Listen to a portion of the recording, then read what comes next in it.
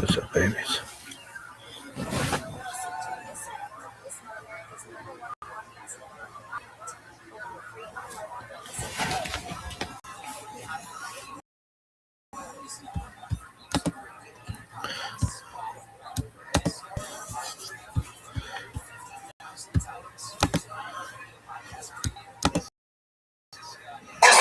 Back again. It's a fighter and a kid. This is really the fighter and the kid. Yes, sir. It's the fighter and the Psycho Mike. Let's do it. Is that fair? The fighter and the male model today. Oh, facts. Just go with that. Thanks for doing this, pal. Brian's in Florida, where all old people go to die. So we had to grace him that exemption. Playing shuffleboard. So I sent out the bat signal in Austin. You would. What's going on, brother? Life. There was like a dozen pregnant. They bring in. It ended up being two because like one guy, like his dick got tired. But a guy brought in his billy goats and he's just started fucking. Yeah. And he started fucking to the point that they tried to fence off the women to make sure, and he would jump a fence, or they would jump a fence to get some sweet. Yeah. And he impregnated so many, and all of a sudden, once one started giving birth, it just 11 in the last 4 days. And how long are they pregnant for? Regular pregnancy? Yeah. Like no, not like human. It's not like a kitty. It's like 4 months or something like that. Oh wow, so yeah. good. Yeah, like let them be. It's assimilate into the thing. Just let them run wild. Yeah. Do you run into the wilderness? Do you ever kill anything on your farm? Like when you say farm, Come on. when I hear like that, you make some tough decisions. Yeah, chicken. Yeah, like livestock, they get certain forms of sickness, and you got to do what the most humane thing is. Like, I actually talked about this in detail on a podcast I did, the Game Plan Pod. I was like, the one thing that farming has done about life as a whole is that in order to have a meaningful life, you have to do a bunch of shit you don't want to do. Yes. And like, especially the younger generations, I'm not going to be that guy, like old man, like your kids don't understand. Yeah, but I think like this hedonistic addiction, it's like, yeah, but I don't want to. I see that guy who's like really blowing up on right now. He's wears glasses. He's like a financial advisor, and he brings people on and just talk shit. He'll be like, I have 4 kids and no job, and I buy clothes every day. And he just lives in like the digital sphere. They do. I think there's one guy gets hot. Caleb Hammer. Yeah, that fella. He's like really. His videos that I see, because I don't really watch the show, but I see a lot of the highlights. A lot of them are for $7,000 a day, and you're a professional macrame animal maker on Etsy. Why don't you get to?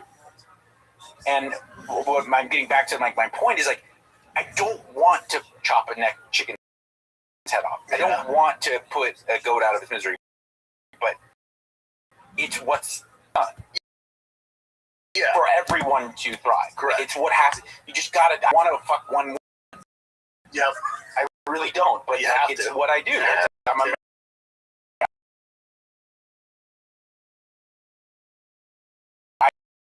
I mean, commit in, and that's that. Yeah. I just and it'll dim the rules. It'll be a net positive in the end. Yeah. But that's what would that sound like? 30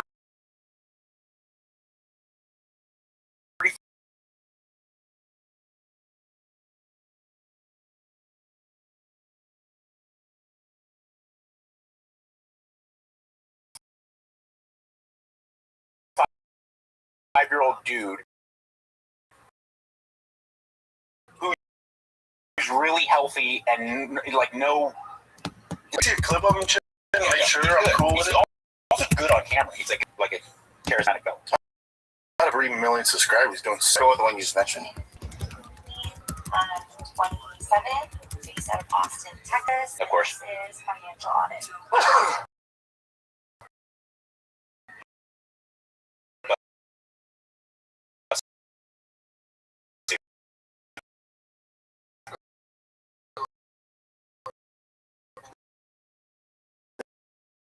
Austin, Texas.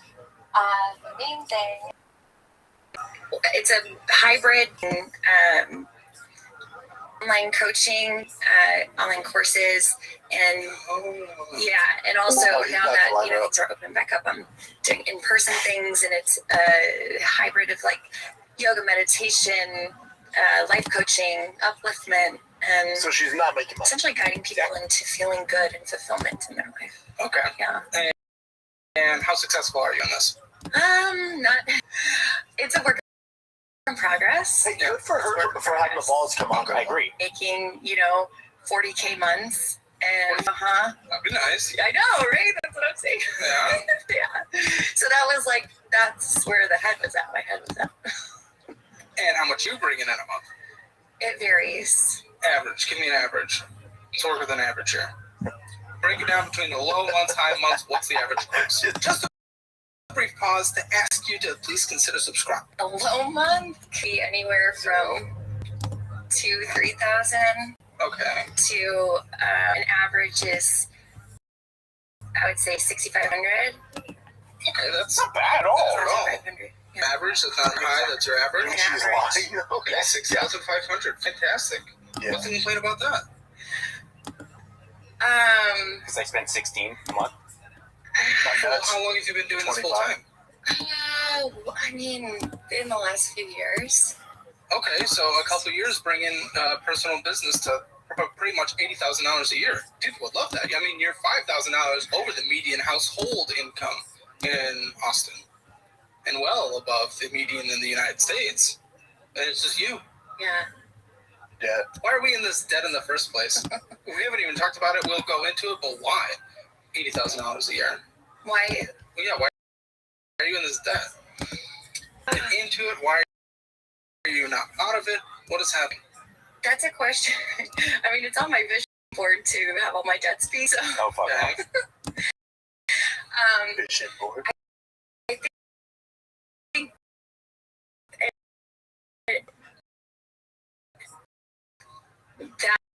that's where, I didn't really understand the nature. But we're in school.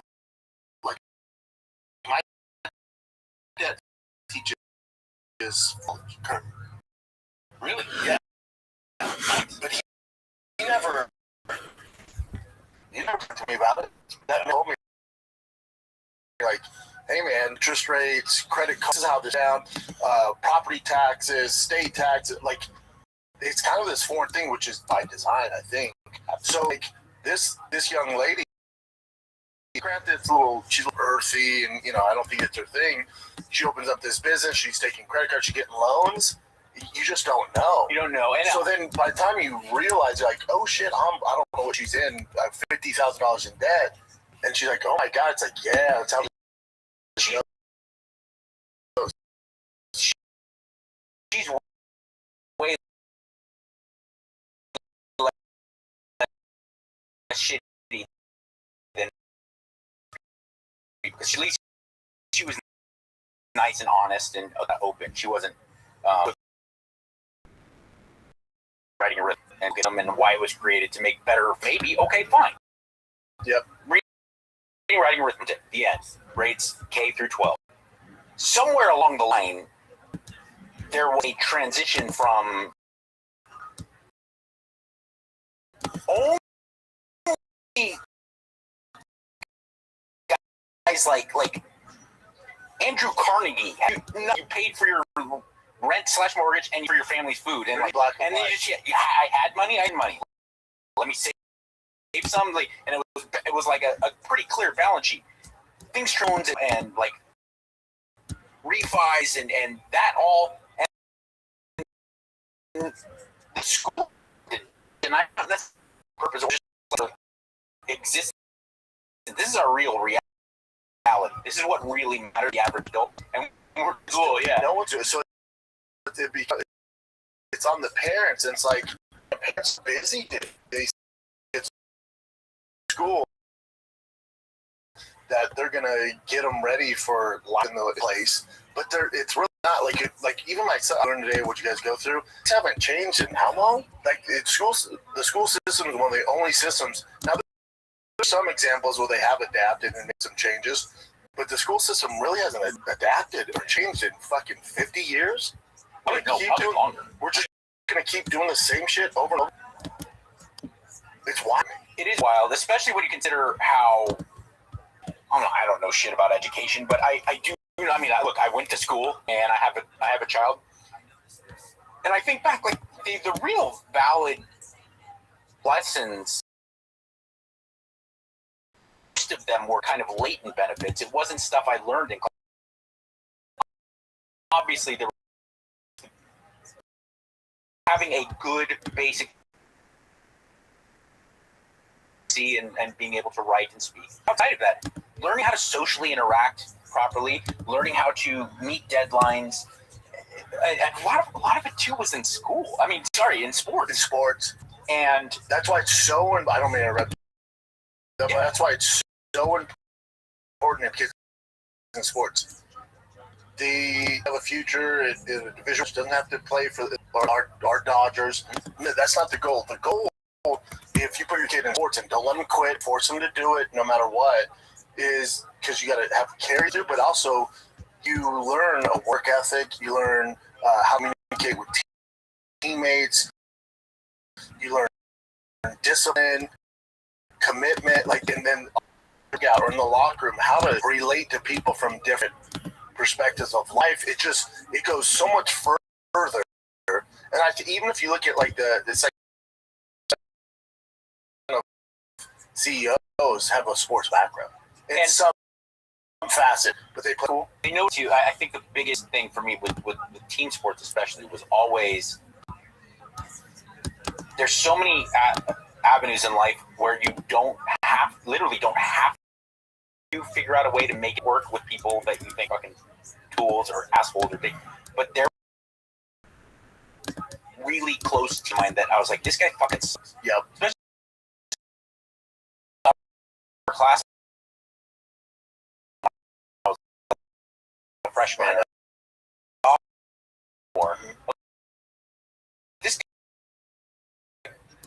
This guy genuinely makes my life shitty. There was 4 hours a day during practice, and then the 2 hours on. He's just different. He's gifted. He's so gifted. You can guess his ethnicity. He's so fast. Well, so explosive. Football. And he's probably the best 10-year-old receiver. He just does. He doesn't have to do the same work that the other kids do. Yeah. He sometimes in his practice, I'm run the wrong route, the skill scores touchdown, and he's like, I don't get it, man. I'm like, you're getting the hard lesson. Sometimes there's going to be outliers, man. There's going to be things where guys have this advantage, and it's just sports isn't fair. It's not fair. I said now, as you go along, he's good right now. Yeah. You keep grinding. Eventually, T has a lot of talent, but eventually that talent, you're going to get to a spot where everyone has talent. And then you're going to work hard. So when people go, hard work beats talent, it's like, that's not true. Because I know a lot of talented kids who work just as your kid, and their kid's fucked. Yeah. So for T, he's like dealing this like, well, I did for about a week. That kid did none, but he's still hitting home runs. I'm like, yeah, that's sports. Yeah, it is, and that's also like it's really interesting, very serendipitous in the last week or so. I've not only been having this conversation, but I had come across and I think that maybe it's secretly how algorithms work.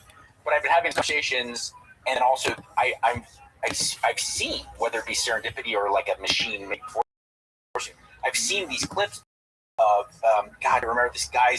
It's not Matt Barnes. But he's a former. He is great. He's a really, really cool guy. But he's a former NBA player that does podcasts now, and he's really good. Gilbert Arenas? Gilbert Arenas. He's big in the space. And interviewer asked, who's the guy who had all the gifts but didn't put in the effort to become a GOAT? And Gilbert Arenas goes like, 99% of people who were in the NBA, guys who in the NBA, you have all the gifts. You're more gifted than anyone. He's like, but then he broke it down. He's like, that's all guys. Yeah, we all could, but then there's the killers. There's the but the number one comes to mind is Vince Carter. No one more physically gifted. Vince Carter, he just didn't have the killer instinct. Blah blah blah.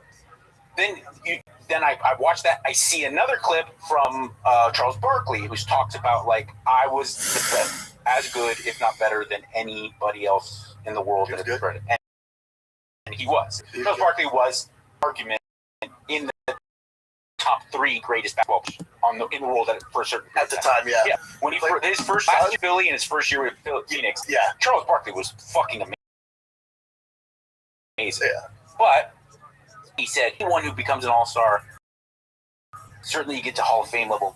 Everyone has crazy gifts. He said you have to have the talent. He said people talk about hard work and that beats talent. It's like no, talent and hard work together crushes. And then again the same thing. Just yesterday I'm watching an interview, not the quarterback, the bodybuilder, and he's like he talks. The thing about Ronnie, what was different about Ronnie was that all of us, if you have your IFBB card, you're gifted, and it's true. If you to get to like high level, you're free. You have crazy levels of genetics. Yeah. So the difference with Ronnie is like Ronnie and I would go do guest posing. He'd get off the plane. It's 2 a.m. He's like, let me go train now. Let's go do hit leg day. And I'm like, Ronnie, how does he end up? Jay Cutler works hard. Jay Cutler was a fucking animal. And he's like, who? This guy's next level. And then you hear the stories of Kobe and Jordan. There's a different thing. There's talent and this insane be better. It's a weird mix. Yeah, you got to have that killer instinct. It's like one of the guys I coach with on the football team, AJ, he's the all-time leading scorer at Texas for basketball. He played with Kevin Durant. He was in camps and had to defend Derrick Rose. Because I saw a video of Kevin Durant and this dude, I forget the dude, but he's an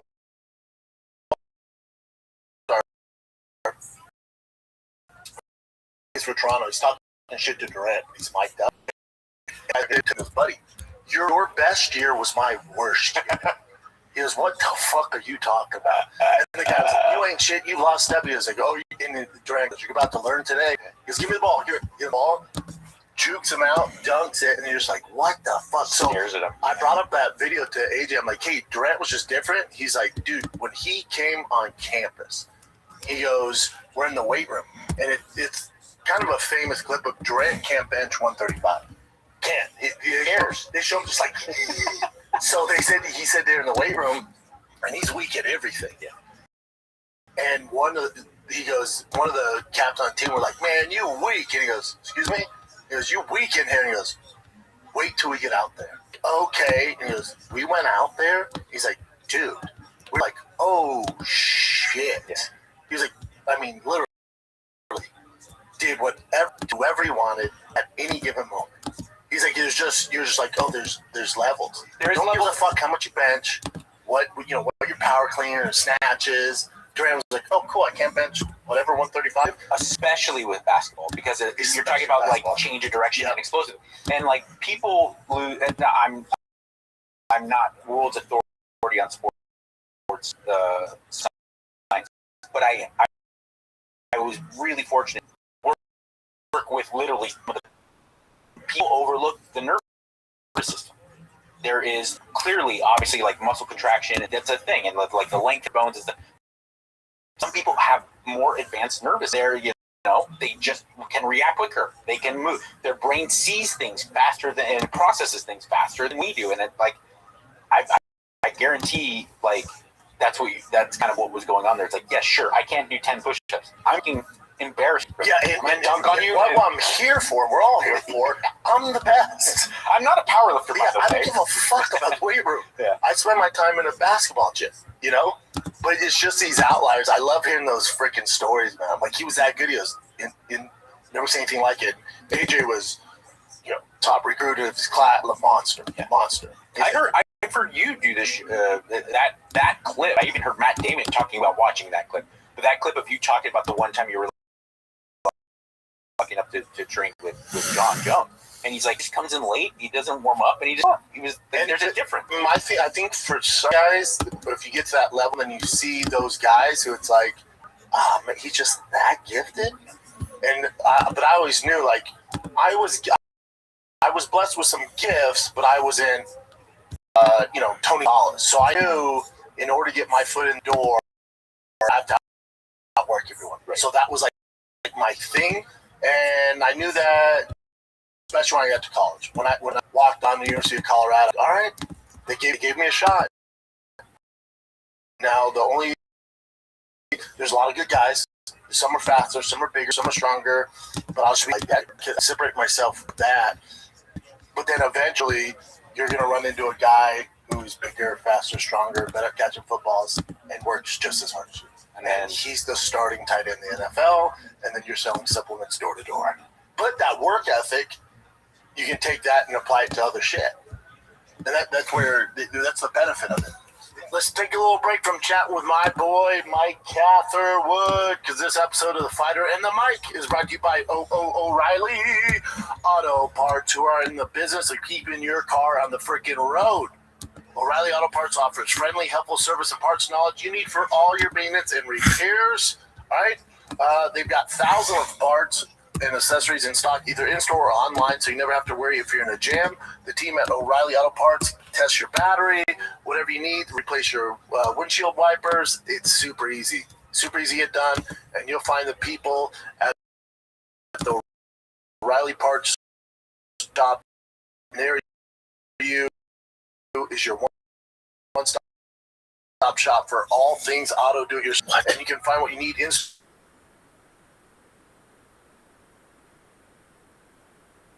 That's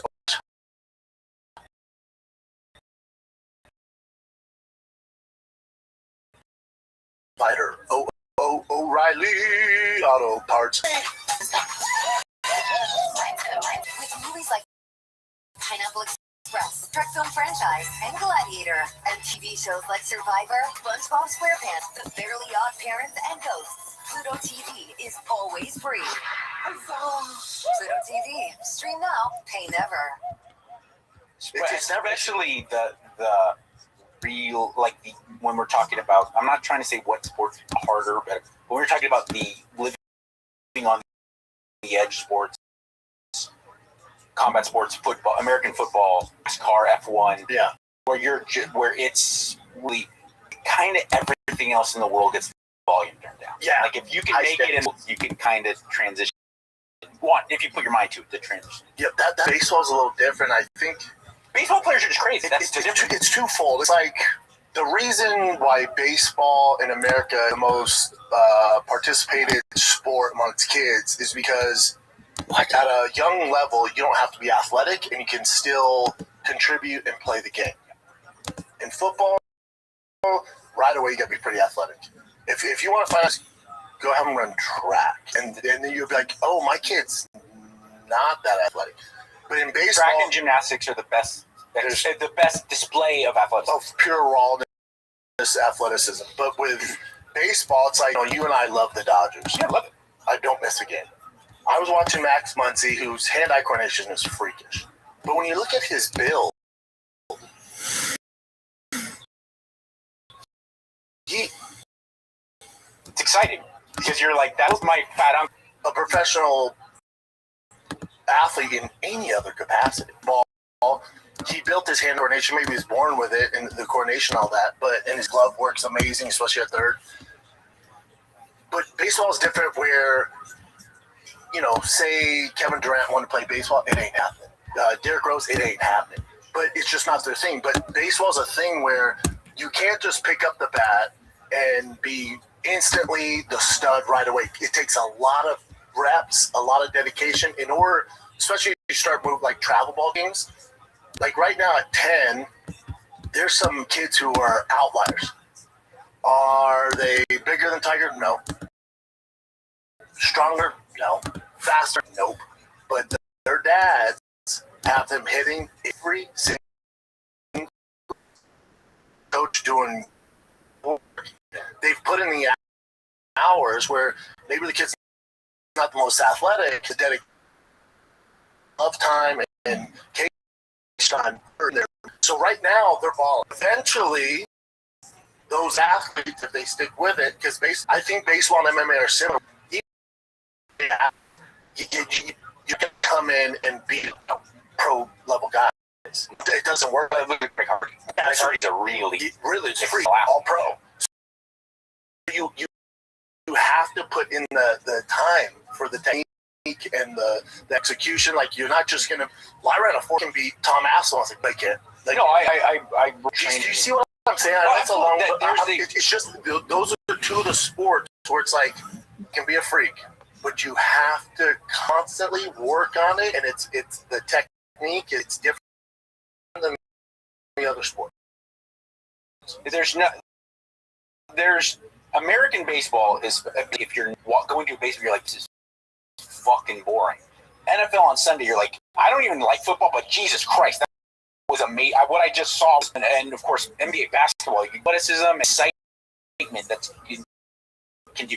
Baseball can be very, very boring, but if you love it, you love it. And here's one of the aspects of what I love about baseball is, like you said, he was a great human being on top of being a Cy Young level pitcher.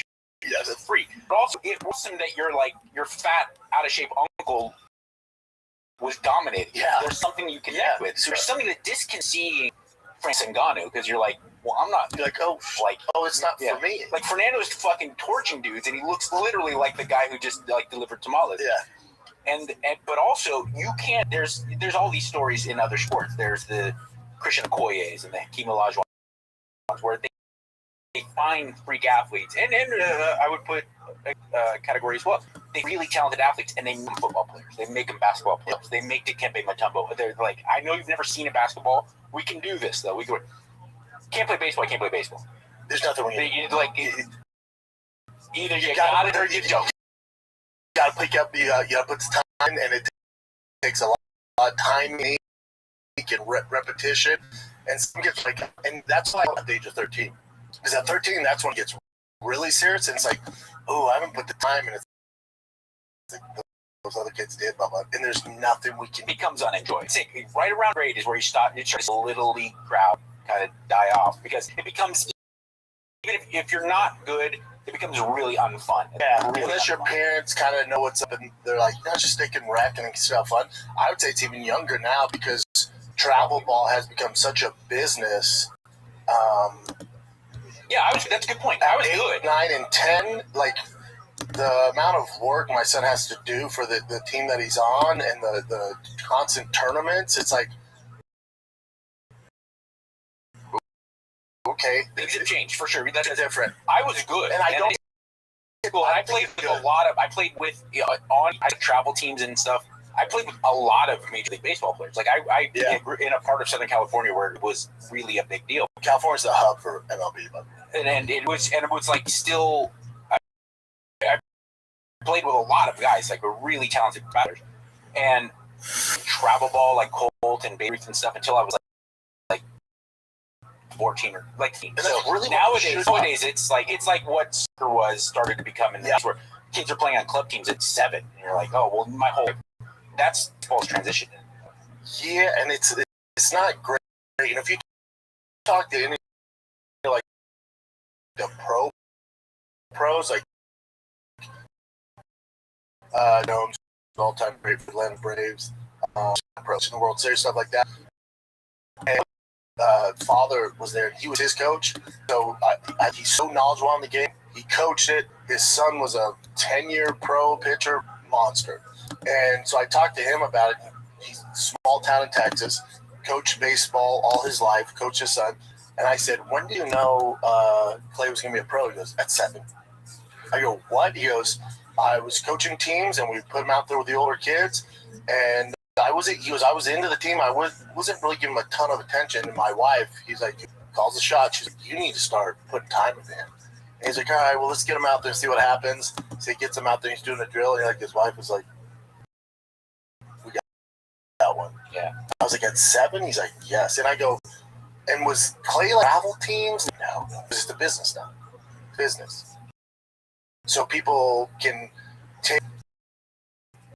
basically take advantage of these parents. Well, my son needs to be on this elite team to play Division I, or my son needs to be in this big, case tournament.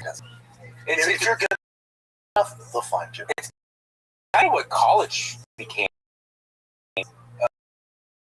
Right around our era of where you had like the specializers and in like freshman year, like that's not how like smart people in the 60s, they were just like, well, this guy's smart, he's going to go to a good college, and then he went to law school if he wanted to go.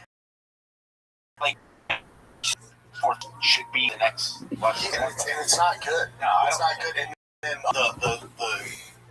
the evolution we're seeing of this is because like there was a kid not on our team, on another team, where a dad, and I'm like, hey, where's Andrew at? He's like, oh, he reaches pitch limit for the year. And that's getting crazy. Oh, and we're in April. Who is this year? Oh, Bryce, man. He's like, yeah, so they'll shut him down, only hit. I'm like, this isn't good. So what's going to start happening, we're seeing it now, is the level of participation at the high school level is down. Because kids are getting burnt out, throwing their arms out, burning the kid too hard, where by the time they get to high school, like, fuck this, I'm out. That makes sense. And that makes sense. And scouts don't like it either. Like, the pros are like, no. We don't want a kid who has too many miles. Yeah. And it also, anything that college prep starts now in middle school, it's another kids. Agree. I was talking to these kids, they go to UT, and they're good. I like them. They're good kids. I trained jiu-jitsu with them, and they're like good kids. And they were talking to me about like they go to parties and they don't go to bars and stuff. And I was like, aren't you 19?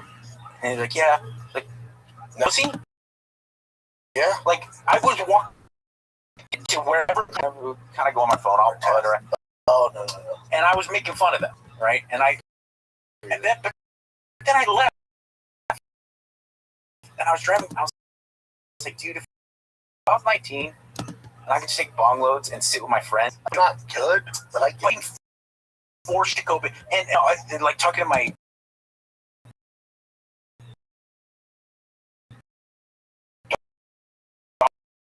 daughters in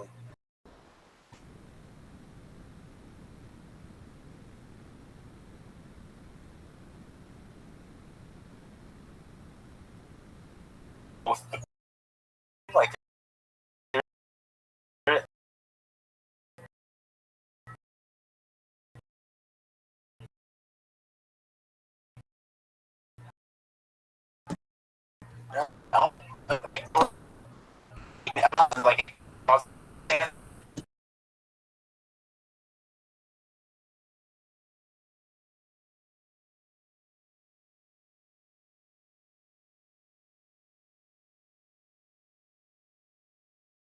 that's how there's no books that can equate to that, no. But I would say it's more like Tiger had an issue with a bully, and he says, what would you do, Dad? I go, I would have punched him right in the mouth.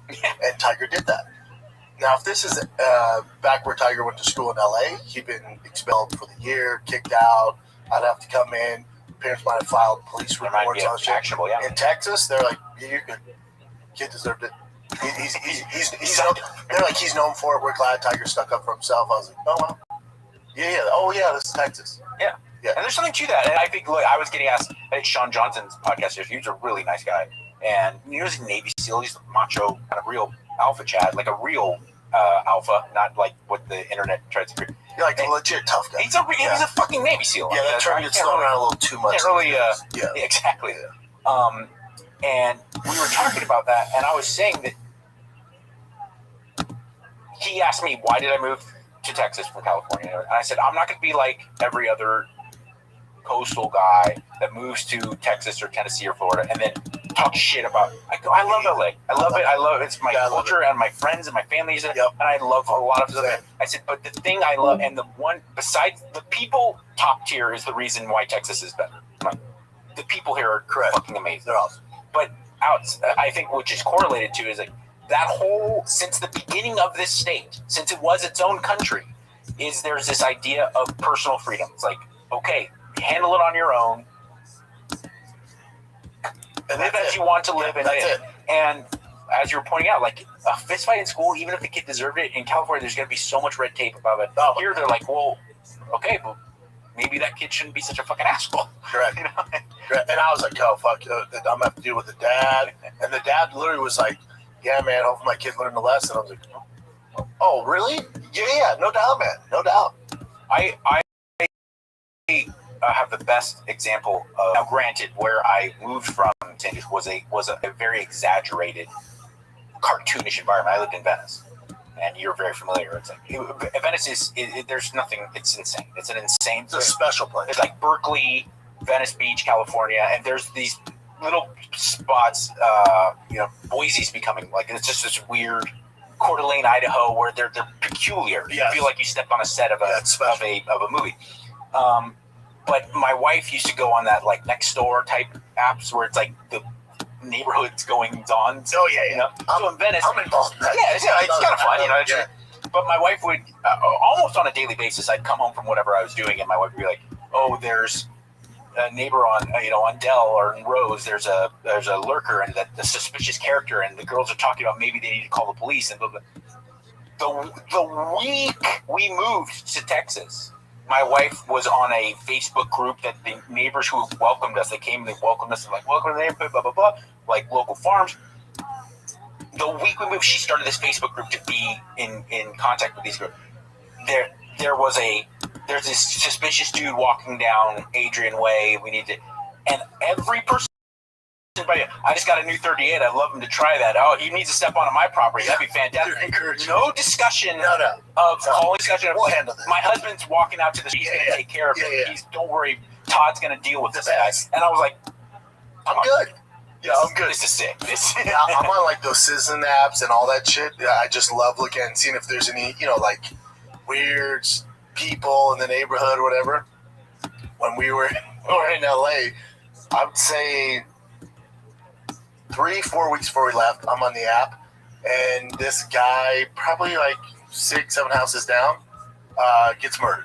Decapitated. Good times, okay. Yeah. And this is how numb you are in LA, like, especially after the fires and after COVID, home invasion in my neighborhood was up 700%. So I'm like one of only maybe 2 coaches whose houses didn't get, right? And so there's robberies and crime happening nonstop in the hood, in our neighborhood, nonstop. But I'm so used to it, I'm like, damn, that's crazy. And it's pretty wild shit, but I'm like, but it's so calm, I'm like, oh, damn, that's crazy. Hopefully he's all right. Damn, decapitated, that's wild. And I just keep going. I come here, I get on the same app, and they're freaking out. Oh, yeah, decapitated. Medieval times. Like, yeah, what the fuck? It's gang related. I think cartel shit. But then here, it's like the only thing I see is like, did anybody get the license plates of that black cyber truck going way too fast down the neighborhood? I'm like, oh, buddy. Where I come from, a guy got decapitated. You know? There is the, oh, that's cute conversation where you have and I used to get mad at New Yorkers, a very older generation of New Yorker would move to LA, usually working in the entertainment industry.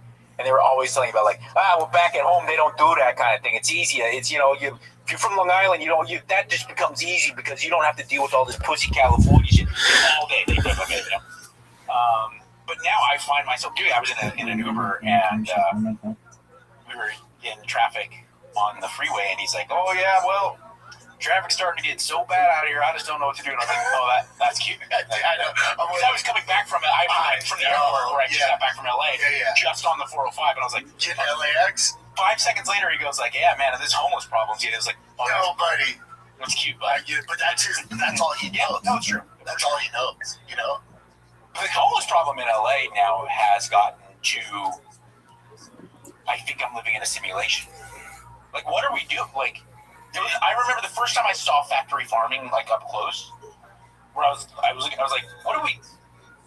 Well, we can't. This can't be how we just live on. Like, we can't just treat animals. Like, what the fuck are we doing? And you see Skid Row, you're like, whoa, time out. Yeah. What are we doing? We're all cool with this. Like, everyone's insane. It's been that way for how long? At least 20 years. Yeah, but now it's gone too fast. Where I think it's too far fetched to help. It's kind of like, what are you gonna do to clean it? Like, what are you gonna do? What the fuck are you gonna do?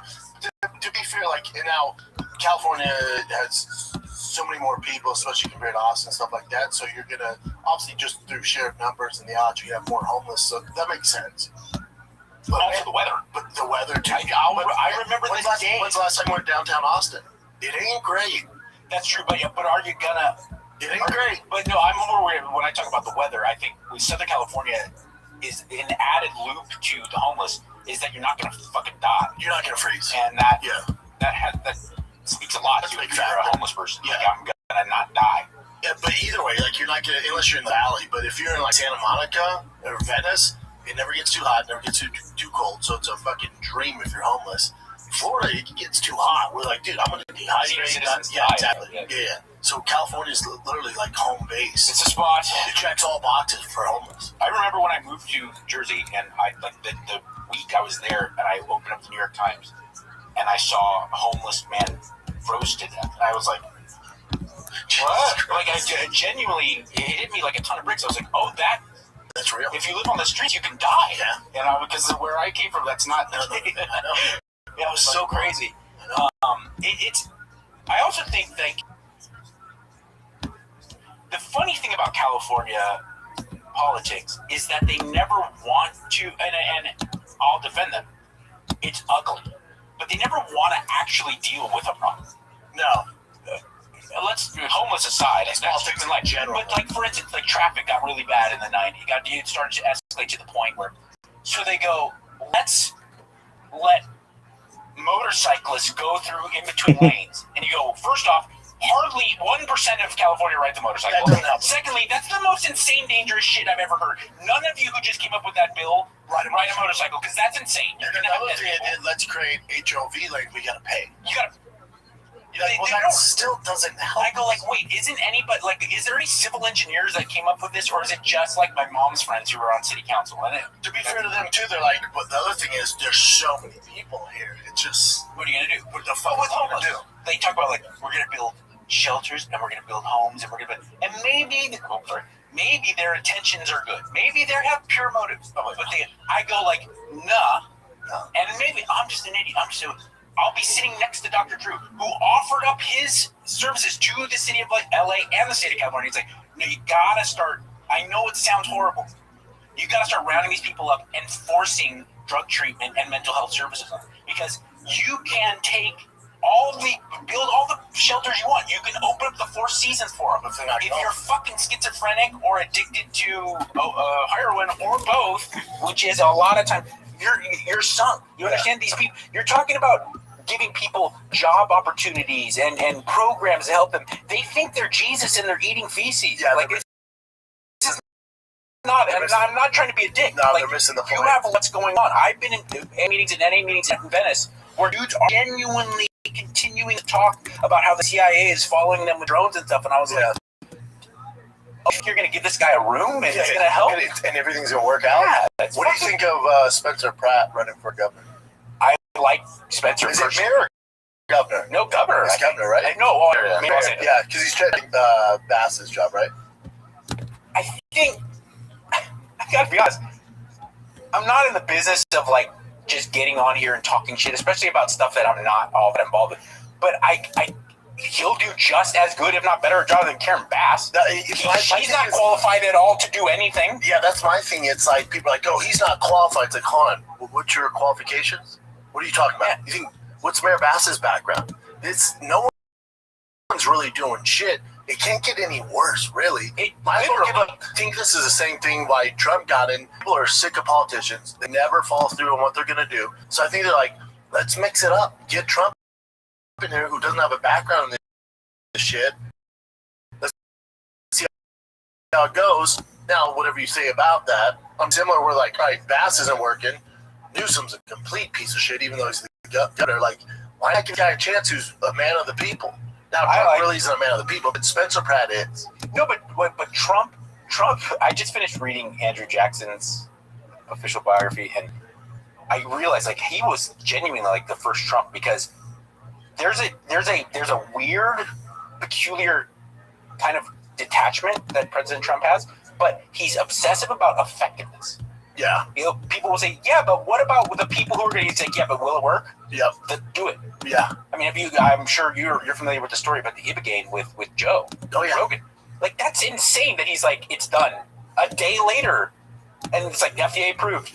And wow. Rogan's like, what? I know. It's just all Trump does, and I think that this has been kind of the connection to the success of the right wing in the last couple years, is that they double down on, well, what's going to work?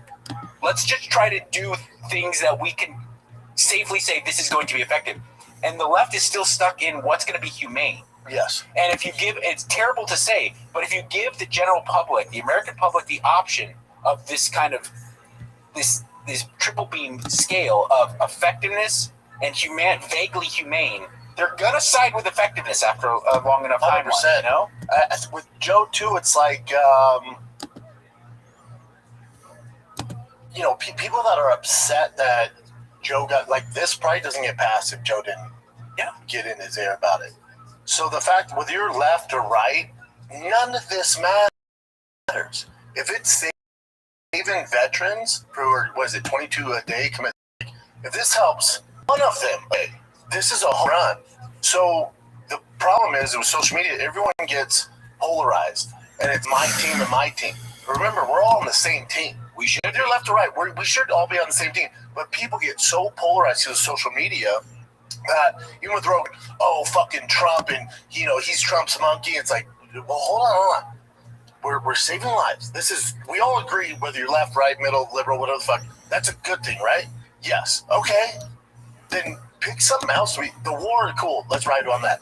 But when it comes to Rogan influencing Trump to pass this law that helps save veterans who fucking keep you free, how that's even a thing is, to me, I go, oh God, oh my God, we've lost our way. That's a good point. My other thing too is with the White House. I said this on the Shop Show. Is the reason why the UFC is having a fight at the White House because of the relationship between Dana and Trump? Sure. As a fan who's been around the UFC for fucking ever, and a UFC alumni, and you cut my fucking veins and Bob O'Reilly comes out. I live and die for the UFC. Do you remember? You will. I guarantee you. We've talked about this the other day. In text. You remember when Forrest Griffin and Stephen Bonner were fighting, and the masses were texting their buddies? Yeah, and that was on Spike. Joe will tell that story. Do you remember how big of a deal that was for people that love MMA? Remember that? Now, Absolutely. if I told you a week after that happened, I'm like, hey, buddy, eventually we're gonna put one of these fucking cages at the lawn of the White House. You go, you're fucking crazy. Shut up. Okay, now you're getting out of control. Shut the fuck up. Now this is my thing. Whether you hate Trump, whether you hate Dana, whether you're left, right, liberal, don't give a fuck. All you need to know is the UFC has pulled it off. They're throwing in human cockfight at the lawn of the White House.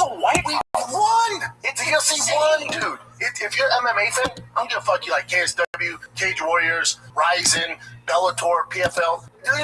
For the sport of MMA, that there's not a bigger sign that your sport has made it. Yeah, but I voted for Kamala. I don't give a fuck. Even if it was Biden, Kamala, if Newsom's in the White House and someone came to me, hey, there's a UFC fight at the White House this weekend, I go, fuck yeah. I wouldn't be like, well, I voted the other way. I'm going to go ahead and pass on this one. It's like, oh, dude, you've been compromised. They've won.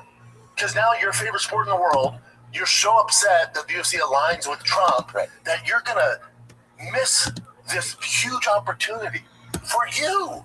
For you, the Trump, the White House, UFC keeps going. It's totally true, and that example is a perfect one. And then the drug addiction one, where I was like, you're talking about mental health and addiction. You can't. It's really grossly irresponsible in this country to introduce your political feelings, because that is the worst problem we have is mental health and addiction. By far, doesn't matter if you're the far left woke, the most extreme liberal, if you're a fucking MAGA guy, like that should be all hands on deck. Whatever it is, because addiction doesn't care if you voted left, right, doesn't give liberal, beta, Bernie. You're missing the point. I love that. I love that aspect of it. I'd be not only addiction, but recovery itself. I've shared rooms with insanely famous celebrities that people bow down and throw rose petals at their feet. I've been in there with plenty of homeless people, gangbangers, dudes who spent most of their life in jail, law enforcement, military, big hippies, and it's like it doesn't drugs and alcohol, they don't give a fuck. They don't care who you vote for. And it's pretty, the color of your skin, your religion, how much money you make, none of that matters. And it goes the opposite direction too. If your kid has a problem, like he's gonna die unless you get him help, regardless of who you voted for. 100%. And like people need to get past that. Like, because we're on these teams, and the system has won. That's what they want. They want us divided. And if you're, again, it's a small example because there's much bigger issues. But if you're gonna skip a UFC White House card because you are anti-Trump, you're missing the point. You're missing the fucking point. But then there's people that don't talk to the parents because they're, left or right. It's like, do you know how? Hold on. The woman that gave life to you because she voted for Kamala Harris, you decided not to talk to anymore. I hate to tell you, Bubba, no matter who the fuck's in there, it's gonna be a shit show. You've lost your way, man. You've lost your way. Anybody who we genuinely want to be president wouldn't want to do it. No. Anybody who's like wildly mature, emotionally intelligent, and has their smart shit together, they'd be like, "Well, fuck that." No, that sounds insane. Yeah, you don't have your shit together to run for politics, dude. It's not good. That concerns me the most too. Is like, I have many close friends, not many, but 4 I can think of off the top of my head. Some of them, like celebrities, used to come on Loveline pretty frequently that are politically active, and then like my close friends, who kind of took a step back in the private sector because they wanted to get into politics to make a difference. And every one of them, whether they're extreme, like the entertainment industry people I know, that they're extremely liberal, or they're extreme, like pictures of Reagan on their wall, like Wally George. They all say the same thing. They're like, "Oh, there's no hope. If you really want to like do good, there's no. It's not for you. The system's so how you do it. Yeah, like, what do you mean it's how you do it? Wait, what? Yeah, the system's so compromised. It's so dirty. It's like you and even if you want to get on your podcast or social media and rant and rave, you're not gonna do shit, dude. It's not gonna get it done. You're barking into the ether. It's not. You're focused on the wrong thing, man. And like I'll see, especially some of these baseball dads, where I'll go, "Man, you see, you've always asked about Rogan." I go, "Do you see him at the White House?" And they're like, "No, what happened?" Like they're busy, they're construction workers, they're blue collar. They're like, "Wait, what?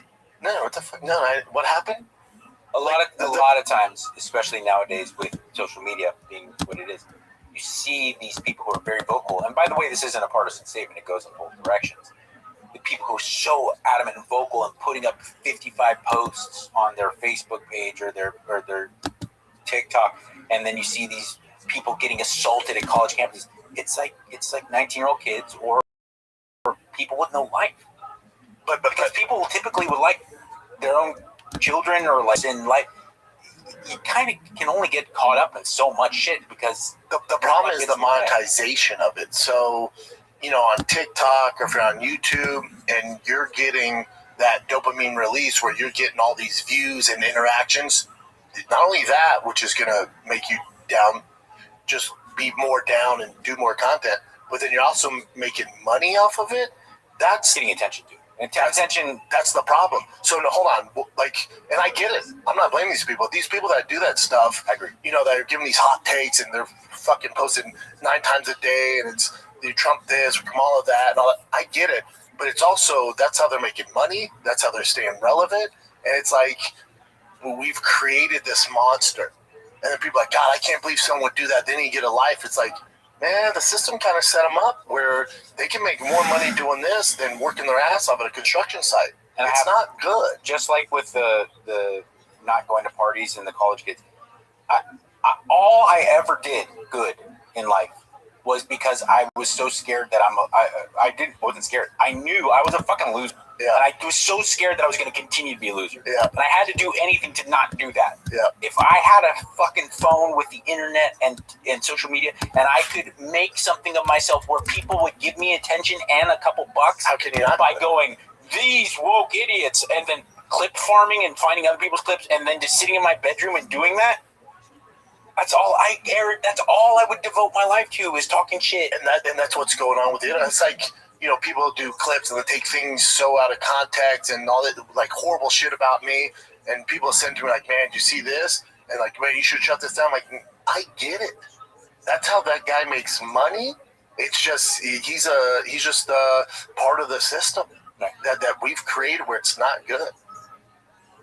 And then on top of that, there's a very, very, very narrow margin up the creme de la creme who are actually really good at it, who make like shit-talking videos, of whether it be comics or actors or woke celebrities or politicians. And I was like, bro, I mean, that's almost like artwork. Well, that's like that art. Dude, with a lot of them, I'm like, clearly you have skills, Bubba. But if you go to them, you're like, man, just do something positive or give a take on this, because they clearly know how to edit and put it all together in the thumbnails and all this shit. I'm like, man, if you would just do this for good. But if you go to them, they're like, if it's something positive, I'm not making money. I make money through a good clip. So I'm like, I get it. That's the game. I get it. And it's, by the way, because if it's something positive, you don't make money, you don't get attention. Totally true. But I think that tricks us into thinking if it's negative, that's more representative of how the world is. Yeah, it's not. No. Both mainstream media and social media is driven by negative stories because that's what intrigues us. And I'm guilty of it saying, I love, if I see a video, if there's a video of firefighter saves drowning, dog from drowning, and there's watch this one punch KO from fuck around and find out, guy gets knocked out. I'm like, almost always I'm leaning towards guy gets knocked out. But I think to your point too, it's like if your YouTube algorithm, I watch a lot of baseball shit. So if it says Ohtani, greatest player ever, I'm like, man, I must that shit. And then the next one pops up, and Ohtani, it's him, and he has like red eyes. And it's like the dark history of Ohtani. Why he's a piece of shit. I'm like, I might well check that out. And I know it's not. I know it's clickbaity, it's propaganda. But I'm like, let's just see what the fuck this is, because it's different and it's dark. You're totally right, and it's not right. good. But that tricks us into thinking that that's the way the world is. Correct. But do this for me, any of you who are watching and listening, like really go back and think of when a stranger was genuinely outwardly mean to you, and unless you're living at home, it's happened. But I can think of maybe like one hand worth of it. Now, if you really try to take notice on a day-to-day basis, how many times someone holds a door for you, how many times a random strangers be like, "Oh, that's a nice shirt," or let you in when you someone. Everyone has these bad, horrible things in their head. The meatheads like us, in the back of their mind of when someone was a fucking asshole at the gym and they took up too much space with it. But I've lost count of how many times people will be like, would you like to work in? Or let me wipe that down for you? Or can I help you with the plates? And you're just like, oh, well, thank you, stranger. But to your point, I think that's what's wrong with the younger generations, because when they're coming up and it's so negative, everything's so dark and negative, like, I guess this is the world, because they don't have the perspective. They haven't lived and had as many years on the planet as us and gone out in public and all this stuff. So if they're just in their basement or they're talking to their friends online, they're like, man, the world's just negative. It's like, nah, buddy, you gotta touch grass. Go through, get off of here. This is a small sector of what's really going on. Kevin and Being Kevin Ryder and I used to do a show called Great News. And it was because we got so upset about the fact that seemed to drive all forms of news, mainstream to social media, and we were going to do a news show, but only positive stories, right? And of course, as what we mentioned before, doesn't drive a lot of engagement, so it didn't end up being very successful. But at the same time, there was something else that I noticed, that if you go online with the intention of searching happy, uplifting stories. There was literally too much. Like, if you do the work to get past what's on the front, I couldn't feasibly narrow down the stories to do one show because I had too many amazing stories. I was like, but I gotta tell the story about the guy who laid down on a broken bridge to save a senior citizen. No, I gotta do the person who walks around for free, like cleaning up disabled veterans' yards. And there's so many people doing it. So much of it. But I'm a victim of it too. It's like, I don't set the description, the thumbnails like on the shop show. We're doing this whole relaunch into the big ground breakdown, go back and doing all this extra stuff. And I go through the titles, and I'm like, and it's all negative. It's like, the issue with Dana White, why Ronda should stop fighting. I'm like, the corruption of the UFC. Yeah, it's like the UFC has fallen. And I'm like, that wasn't my take. Like, maybe I brought attention to it, but overall the message is how great everything is. And then, Nick, who does it, he's like, your views have never been higher. Like, I see it in a negative way too. No, it's all kind of. But I get the game. I get the game. But I see, I've seen video as a real passionate fan. I see that now with even the most successful kind of content creators. It's like, was Khabib really a fraud? And it'll show him like getting smashed in like a blurry video of him still in bottom position. And then I watched a video and I was like, that's not even what this is about at all. Like, once you pulled one clip of Chael saying, well, if there's any flaw in his game, it's his takedown defense, not against the cage. And that's what they built this.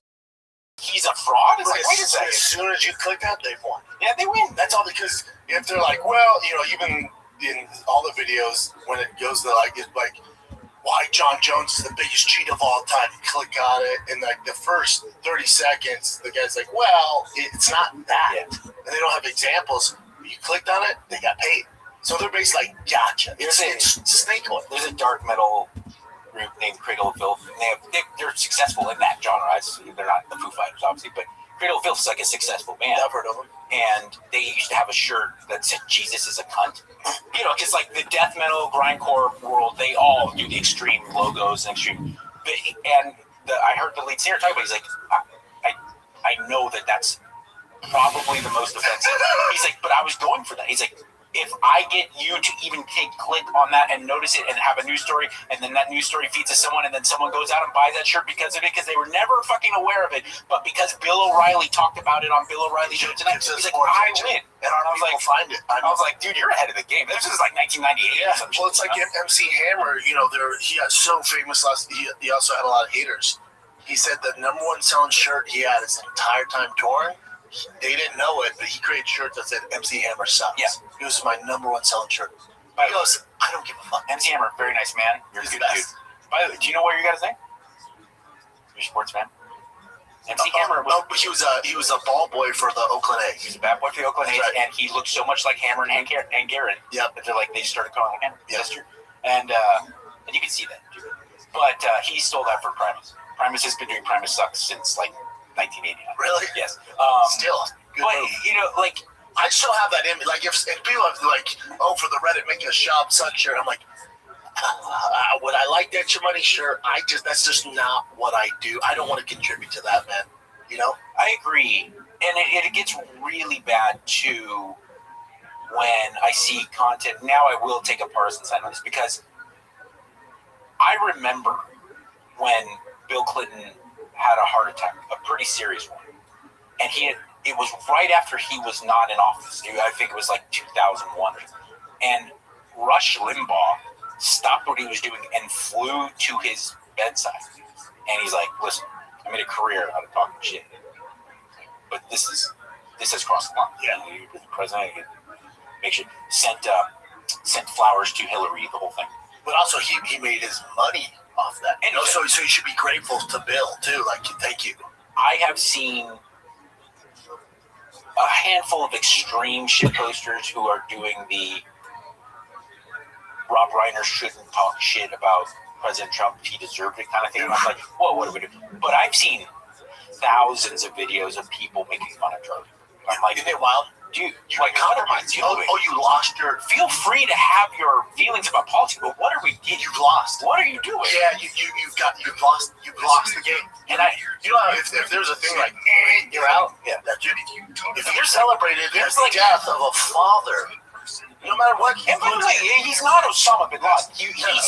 He had opinions you didn't like. I get that. Sure. But what are you doing? Death. Like in public, but that's crazy vulgar. Anyone was like, man, glad that happened. It's like, oh, you've lost your way. And anybody doing that or celebrating that, it's like nobody I know who's worth shit talks like that. I know people that didn't like Charlie Kirk at all. I listen to the show. I like Charlie, but it's like anybody that celebrates that. Most of the time, they're unhappy in their own shit. They're just, you've lost it, man. And that's the biggest red flag to me. Whenever anybody celebrates anything, like let's say you have this TV show and for a reason they get picked up, and so it's fuck yeah, glad that thing didn't get picked up. It's like you've lost it. You've lost it. You've lost your way. There's no way you're doing good in life. I think transition from like how they feel about Bill Cosby and Harvey Weinstein, and like I said, like off the brain about like Osama bin Laden or something. Like now they're doing that for people that they're just not that into. Yeah, like I don't like his music. I was like, what are we doing here? When people are like Taylor Swift sucks. You're like, yeah, sure. You know that you don't have to play her music on Apple, right? It's not. I can understand if it was a law where you have to listen to Taylor Swift. Then, man, there's gonna be some backlash. When you have the freedom to literally choose what the fuck you want to listen to, but you decide to just make comments about this, whatever it is, podcast or comedian, you don't have to listen to it. No one's forcing you. That's another thing too, is that people have lost the sight, and this is, I do think this is not their fault. I think this is kind of the modern trend of media. People have lost the ability to kind of stay on topic, and what I mean by that is like, I was talking to to show you that I'm not. This isn't a partisan thing. I was talking to a friend of mine at jiu-jitsu who's very right wing, and he's kind of a well-known. Not Tim. He's kind of a well-known personality. So, but do you remember his name? And he was like talking about Kamala Harris, and we were talking about the failure of her campaign. I was on board. I'm listening. Interesting. And he's like, blah blah blah blah, ugly woman or ugly bitch. And I was like, well, like, she's pretty attractive. Yeah. Like she's actually a pretty beautiful. Top 10 of all time. Yeah. She's a moron. She would be the best looking president ever if she had won. Not even remotely close. And I actually made a clip about this one. Don Lemon talking shit about Megyn Kelly. I go, okay, you're a news broadcaster. You don't like Megyn Kelly, talk shit. And then he goes, yeah, she's chopped. Because he was like young, hip interviewers. They were young, like college age. And they're like, do you think Megyn Kelly's chopped? We think she's chopped. And he's like, what does that mean? They're like, but like ugly, but. And she's like, oh yeah, she's super chopped. And I was like, okay, man, pump the brakes. Yeah. If you disagree with her or you don't think she's good at her job, I'll listen to you. Megyn Kelly's a lot of things. Gorgeous. She's so fucking hot in person, like you're uncomfortable. She's stunning. Oh my god, that'd be the worst take you can do. Yeah, like you can beat her up on some of her politics of it. That's fine. Yeah, but when you start going for looks and go, like, and I go like, but again, you've lost your way. Can't stay on your way. Yeah, you've lost it. That's not real. Kamala Harris, I think she's. I mean, her campaign should be studied on what not to do. Mm-hmm. I agree. As far as physical attractiveness, as soon as you go, oh, she's this ugly, you're out. No need. I'm not going to talk with you. No, you lost it. You lost the narrative. I saw it in the opposite direction of where these college girls. Now, granted, maybe they were motivated by other things, and I'm trying to be nice about it. But they were talking about how Michelle Obama is this elegant, amazing queen, and that Melania can learn things because she's. And I was like, okay, well, listen, Michelle Obama is quite smart, and I have nothing negative to say. But if we're going to talk looks, what are we doing here? Like, why are we? But it's so crazy. You just can't stay on top of it. Oh, wow, I can't talk. Oh, wow. It's like if we were playing Street Fighter 2, and I fucked you up. I just crushed you. I'm doing ran like quadruple all your kids. And I was like, this is like how I fuck you up in the ring. Like, why do we have? Like, why are you extrapolating to something that this doesn't apply? And that's not true. Yeah. Like, I understand Michelle Obama was much more charismatic and intelligent than Melania. And she's more beautiful, and you're like, whoa. This is Now you're. this is where I get off the bus. Yeah, now this is where I get off the crazy. But it destroys everything else you just said, which might have been true. I know. You fucked up. Yeah. You fucked up. What do you got, Chinster? Alrighty. The first one is this marathon thing with Nike. Oh, Nike. So this is what they put on their stuff. This is their slogan for the marathon. Runners welcome, walkers tolerated. What is bad about that? People are upset about it, saying So remember, like Nike when they came out the gate. Go to Nike's old running marketing. So this is very Nike how they came out, where it's like runners welcome, walkers tolerated. It's the Boston Marathon. It's the Super Bowl of marathons. Yeah, Boston is that's what marathon runners. and so the people who join it just to walk are like, man, this is discrimination against walkers. You're making Fuck off. So Nike took it down. So, and if you notice this, so Nike's not doing well. They're not doing well. Their stock's low because Nike decided to side with kind of this woke agenda shit and go that direction. And so they changed to Boston will always remind you what matters. Like, whoa, what happened to just do it?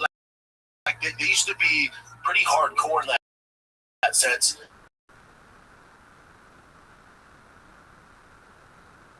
Offensive time. You can go to some of their old. By the way, the whole you founded on run. So it's not like they don't have a stake in this. They were built on track running and distance running, and they were known. That's right. You remember when we were little kids? They were the edgy, aggressive, in your face, like the Spike Lee, Michael Jordan. It's like aspect of Just Do. That's what Just Do was. Yep. And we're not going to talk a lot. It's like go hard or go home. That was their, and I feel like it's almost insulting that they would allow their company to kind of because what walking tolerated. It's a race. It's talking shit on people who are showing up to a race to go slow. To walk. It's not talking shit about people who enjoy walking. No. You understand that? Like, this is getting out of fucking control. It's just softening society. Like, as long as you finish, like, no, bitch, this is one of the biggest marathons in the world. And the guy that's finishing, what the fuck is pace shaming? If you and I went to shaming with their teammates, but by the way, Austin area is very well known for like endurance sports. There's probably people, I think Lance Armstrong led to that, but there's a lot of people training in biking, rowing, and running out by Zilker Park probably. And you and I were like, hey guys, let's go. And they were a really competitive running team, and within 400 yards, we're pulling behind them. Yeah. I would hope they'd be like, what the fuck are we doing? Meatheads. I know. Slow ass fuck. Yes, I would hope. Yeah. But the thing is, then Nike, they've done this more. They've done more woke than anyone, and they're an athletic brand. Athletes in general, hate to tell you guys, your favorite football player, baseball player, UFC athlete, tend to lean more towards the right. Yeah. It just makes sense. So Nike went away from that, so you have less guys signing with Nike. You have more competition in the space with New Balance, all these other brands, and then Nike, their lower stock and all that shit, they blame it on basketball. Like, well, basketball doesn't have the same stars, that's why we're not selling as many shoes. It's like, no, there's more competition in the market, and these other brands aren't bending the knee to the woke mob, who, A, isn't buying your shoes anyways, because you've seen a woke person in shape? Very rare. So it's like, the people that you're satisfying by taking this down aren't even buying your fucking product. All you're doing is pissing off the masses that actually buy fucking shoes. Now they're sure as fuck not buying. I will say though, basketball does drive sneaker culture. Basketball, 100%. And Not the NBA, not lately. the NBA, no, not lately. But because I don't think it's not because of like Nike not making good sneakers or this or that. No. I think it's because basketball as a whole has lost its understanding of how to connect with the fans. Correct. So who was it? God damn it! It may have been Gilbert Arenas again, but I saw another one of these clips where they said, "What do you talk about? Like Jordan used to talk about how he loved Magic. He's like, I don't want to be on Magic's team. Yeah. I want to compete against. Correct. Because I like seeing. I'm not going to go join Magic. Yeah. I'm going to beat Magic. Bird used to talk. He's like, I love Irvin Magic Johnson. I love him. He's a great man. I want to beat his ass. Correct. I don't want to be on his team. And these super teams change the culture. They've turned it into like being on the Avengers, where it's like, let's get Thor and let's get just beat the shit out of him like it's directly. And there was something to being a kid and watching Bill Laimbeer and Isaiah Thomas come in and watching those Knicks team and certainly the Celtics. You would see. I'm not talking about like they'll bring in a goon off the bench. Fucking Michael Cooper, Magic Johnson, James Worthy would get in a fucking fist fight with Larry Bird and Robert Parrish. Like, and you're like, they're boys. And everyone's going crazy. You know, like the crowd was. And there's a clip of Kobe hitting a game-winning shot, and he holds his jersey like this, and he points up. And after the game, at the press conference, he was like, it's all about, he's like, I'm in charge out there, but it's about the Lakers. I'm in charge because I want the Lakers. This is the front of my jersey, not the back. And I just think that's like, can we realistically, I'm a diehard Laker fan, but can we realistically be like, LeBron bleeds gold and purple? No, LeBron bleeds LeBron. Yeah, LeBron, yeah. And as long as LeBron gets 50, he's good. Michael Jordan might assassinate someone if they got in the way of the Bulls. Right. Like, he might kill a person. But it's just, I think it's the changing of the culture where it's like, including pro sports, where it's like that one-on-one, the dog, that competition, people are kind of shying away from, like, as long as he's participating, it's like, no, bitch. No, we're here to win, man. But it starts in the youth sports. Like, I see it all the time. That's why baseball's increased, by the way. Correct. Clearly, global, Otani and other Asian, Korean, and Japanese players. Baseball's rocking. Another reason why baseball's gone is that, believe you me, if you hide the microphones and go in the Dodger locker room and talking about the Giant, like, some chin music and what was it? Angels and I forget who it was. Washington. Yes. No, Cleveland Indians. Yeah. Well, it's the Indians to us. I refuse to call them Guardians. Nope. By the way, because they had the sickest fucking logos and best. I saw to the brand name. Like the Cleveland Indians was sick. Yeah. It's the best. But that was a thing. The 70s, 80s, like the teams mattered, and Dodger fans fucking hated the Giants. Like you know what I mean? Like it was a legitimate Giants. Dodger players hated the fucking. And now it's like, wow, I might get traded next year. Did you see rushing for the Dodgers last night? Yeah. Well, so rushing. I saw a breakdown. So Rushing's balling. Yeah. So he's the backup to Will Smith, who happens to be probably the best catcher in the league.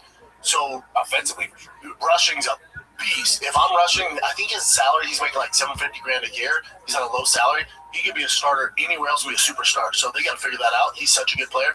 If you really go down the rabbit hole, look at that motherfucker lifting in college. You're like, holy shit, he's one of my faves. But last night, they lost 3-1. Yoshi, the first inning, gave up 3 runs. Unheard of. I was texting my brother, I'm like, is it upside down, Dave? What the fuck is our world? They lit him up. I'm like, what the fuck? They shuts it down, right?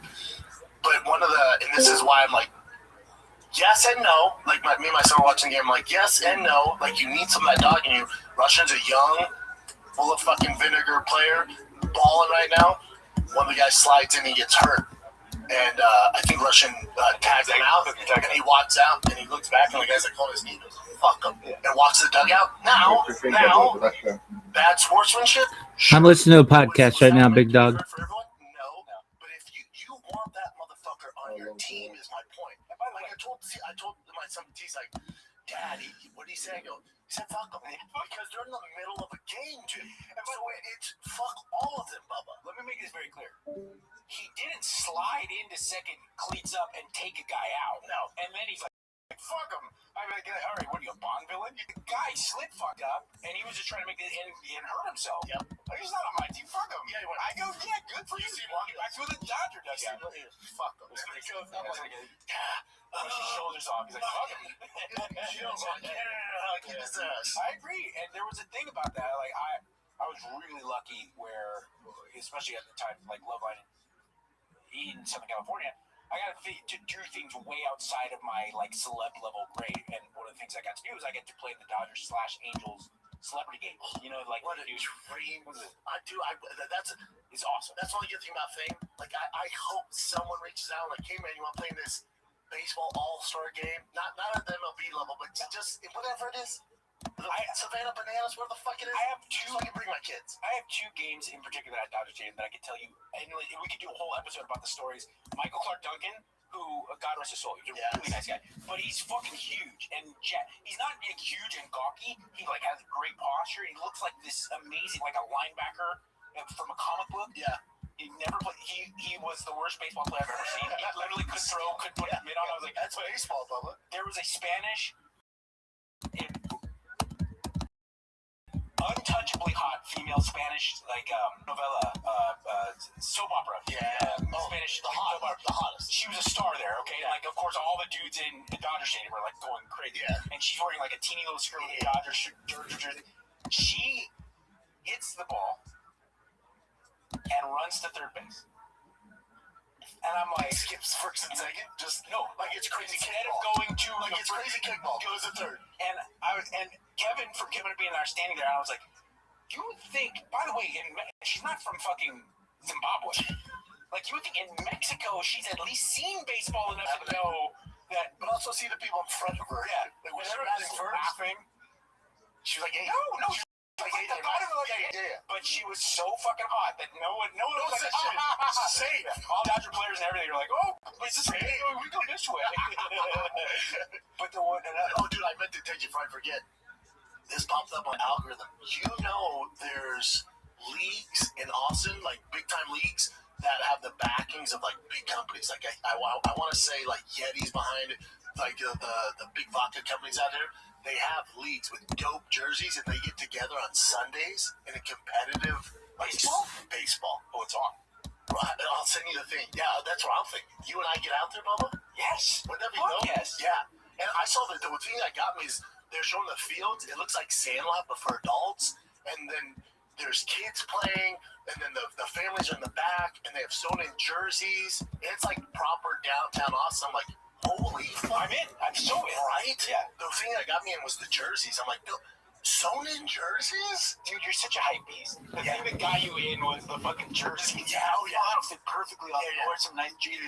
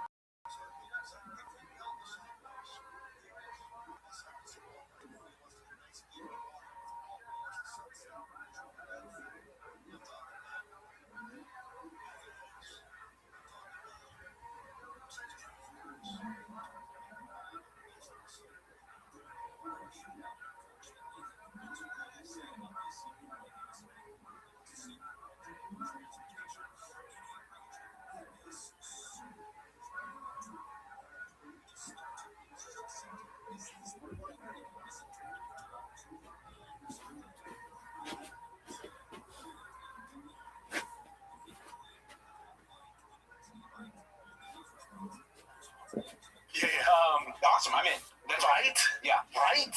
Look it up. Look it up, dude. It's mind-blowing. Yeah, for sure. Well, I'm in. Like, I know we get Chin come out, get some video. Yeah. Throw some sweet Chin music out. I'm coming in like fucking Miller from the Padres, fucking corn. Hooray! Have you seen his walkout? I'm not a Padres fan. What that homie's got the mother from Danzig. It's also, but I mean, oh, that's good. Yeah. Blind from Corn is funny because the stadium. And how dominant he is. I've been at fucking bananas concert. I've been to countless Slayers, Slipknot.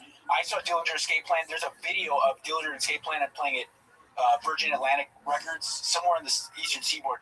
And I went to see them the night after at this small club, and I saw dudes getting their heads broken. I've been to wild shows. Korn hitting Blind at Woodstock 99. I don't know if that looks AI, and it's not. That shit is off the chain. It is so, like, it gives me goosebumps. Like, bring up Miller walking out to Korn for the Padres. Dude, I mean, Diaz for the Dodgers when he walks out, he's hurt, so he hasn't been off anybody. But Miller is, dude, I don't think he's given up a run in 50 games. No, this guy's. Mason Miller is, he played Division III baseball, didn't get recruited, nothing, dude. His story is fucking bananas, dude. And also, I know, maybe that's for the Patreon channel, I don't know. Play that, and you tell me you don't fucking, this is why baseball's so fucking winning, dude. There's not Dodgers, I love the fucking Dodgers. There's not a better moment in sports when this motherfucker walked out. Can you imagine Gagne at his peak with Welcome to the Jungle? Yeah, especially Gagne with glasses. Cy Young does a really took it, and the crowd goes, oh yeah. Is this it or no? Yeah, this is it. Rewind it, dude. Look at him warming up. Imagine him. He's ready to run through a wall. Dude, bro, I'm ready to run through a fucking wall. Play this shit. You know what time it is? It's time for Mason Miller.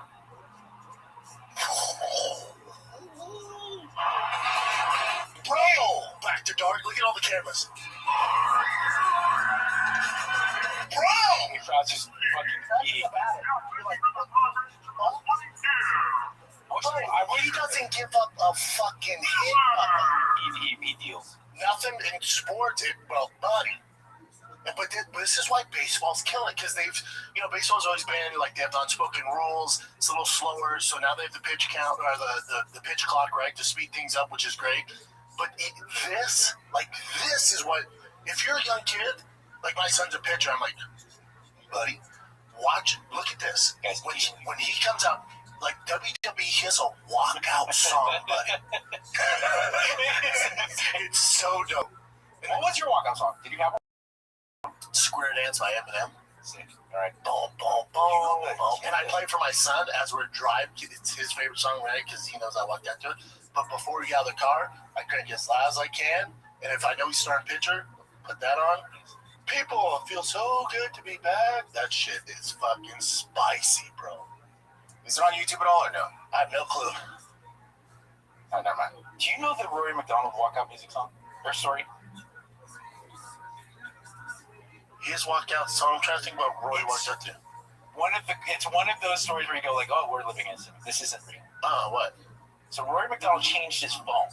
He got it. Oh, that's right. And the fan was communicating. Some guy who is fucking awesome, by the way, and he needs to come out and take credit because he's the best. They get who's ever in charge of marketing for the UFC will be like, and what's your walkout song? Ask you the week of the fight. And the guy, instead of going like, I'm sorry, I don't know what you're talking about, he's like, it's fucking Night Joe. And then the next one, it's like, actually, I want to do Macarena. And to Rory McDonald, like 4 fights, finally he's like, what the fuck? He was like, Nickelback is this? Why? Dude, did you ever see Mike Perry? He wanted to come out to the Halo song from the video game. It was Halo. It's Beyonce. It was Beyonce Halo. What the fuck is? Fuck it, just start singing with it. It's perfect because it was Mike Perry too. Yeah, he didn't get all upset. He's like, oh, whatever. Yeah, he's the best. I can't believe, unless someone does it, I'm a pretty attentive fan. How does no one use Hell's Bells from AC/DC? That's the greatest walkout song. Someone has. I get pumped in my car. I'm not even walking out anywhere. The one group you can't use is Metallica. Yeah, I heard that. Yeah. Hatebreed too. Matt,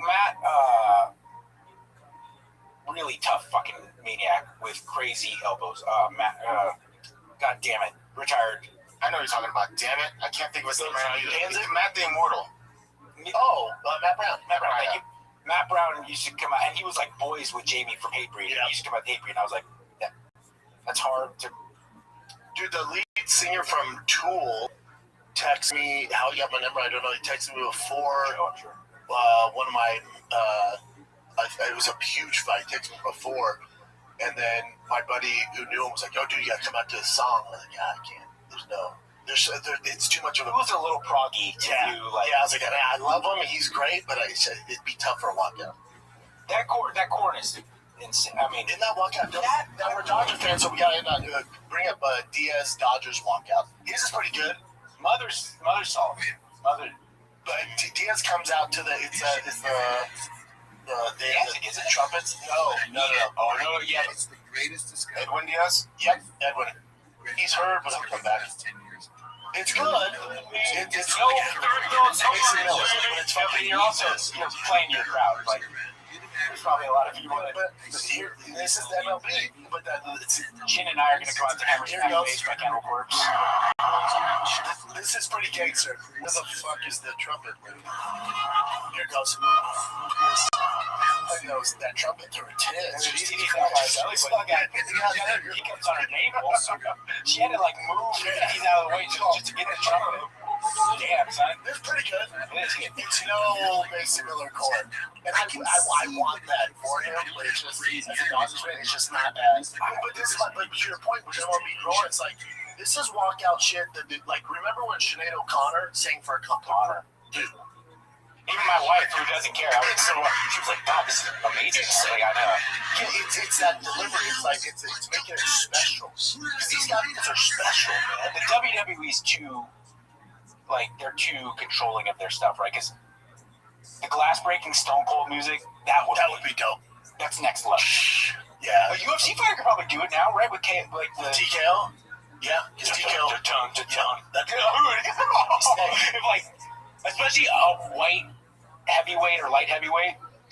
I feel like Strickland. Strickland.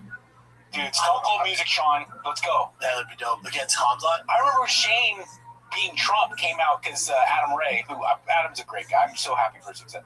Adam Ray was being Biden at Kill Tony. Yeah. And Shane came out as Trump to Stone Cold. Yeah. And it was the funniest. Dun, dun, dun, dun, dun, dun. Yeah, just the MLB, whoever's running that shit now, they get the pageantry, they get that kind of playing into that. Where for a long time they get none of that. Well, it's effortless, by the way, effortless diversity. Like, the MLB is insane. Like, just 40 countries have, like, a dominant. I mean, you saw with the World Baseball Classic, it's amazing how many dominant baseball players come from all over the globe. So I think that they're silently encouraging the whole team rivalry thing where they're like, gets a little chippy, gets a little violent, fine, we're not going to say anything, we're not going to encourage it, but we're not going to, and then also, like you said, welcoming the Padres. The Dodgers, I don't know about other ballparks. I have to assume the Yankees, it's an organization, it almost transcends baseball, but what you go to Dodger Stadium now and it's like, the tie-ins to like anime and like every player has their own like animated card and the lights and the bobblehead night, like it's rock concert environment. You're like, they nailed it. And I give a little credit to the Banana League, that Savannah Bananas, because I don't know if you've seen what they're doing. Like they'll sell out Petco Stadium, they'll sell out the Tampa Bay State, the Rays in like 2 minutes. But there's so much entertainment. There's so much pageantry, and I think that's why they're so big now. And they're good enough at baseball to have credibility. Oh, those guys can fucking play. Good enough. Yeah. So I think MLB is like, okay, what can we kind of get away with that they're doing? We can take a page out of their book. Why not? Have you seen, speaking of the Savannah Bananas, have you seen this guy's GOAT right now? He's my GOAT. They brought a dude out of the crowd. Savannah Bananas? Yes. Makes like a diving catcher, like a really amazing defensive play. They did like a raffle, like who thinks they can play, and out of all, and they brought a guy out, just a dude. He's in tennis shoes. Then he hits a bomb. Does he have a background in baseball or anything? Clearly, but it's not. It's not like pretty set up. No. I mean, he corks one. It's so fucking cool.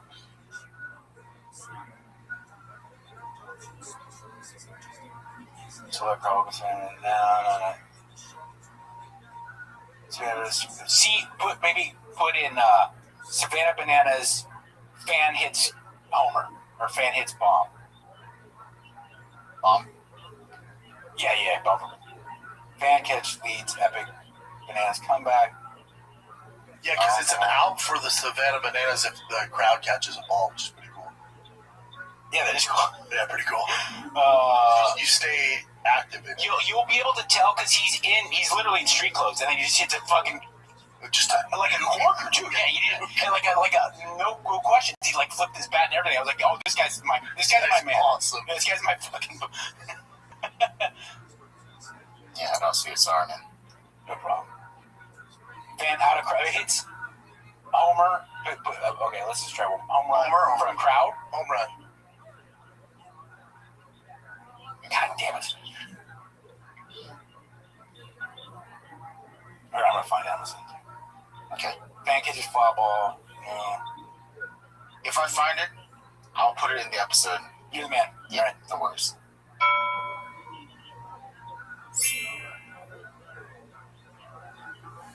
So, Dixie for JD McGraw, question mark? Wow. If he makes it that far, the 2-2.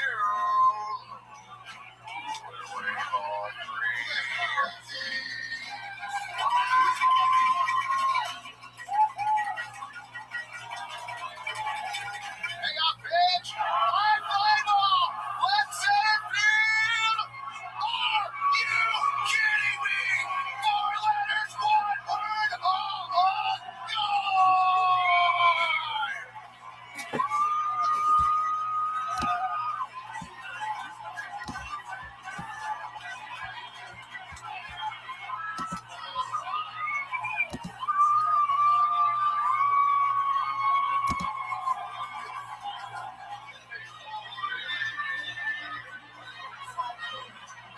I'm standing here watching the replay because I still can't effing believe that happened.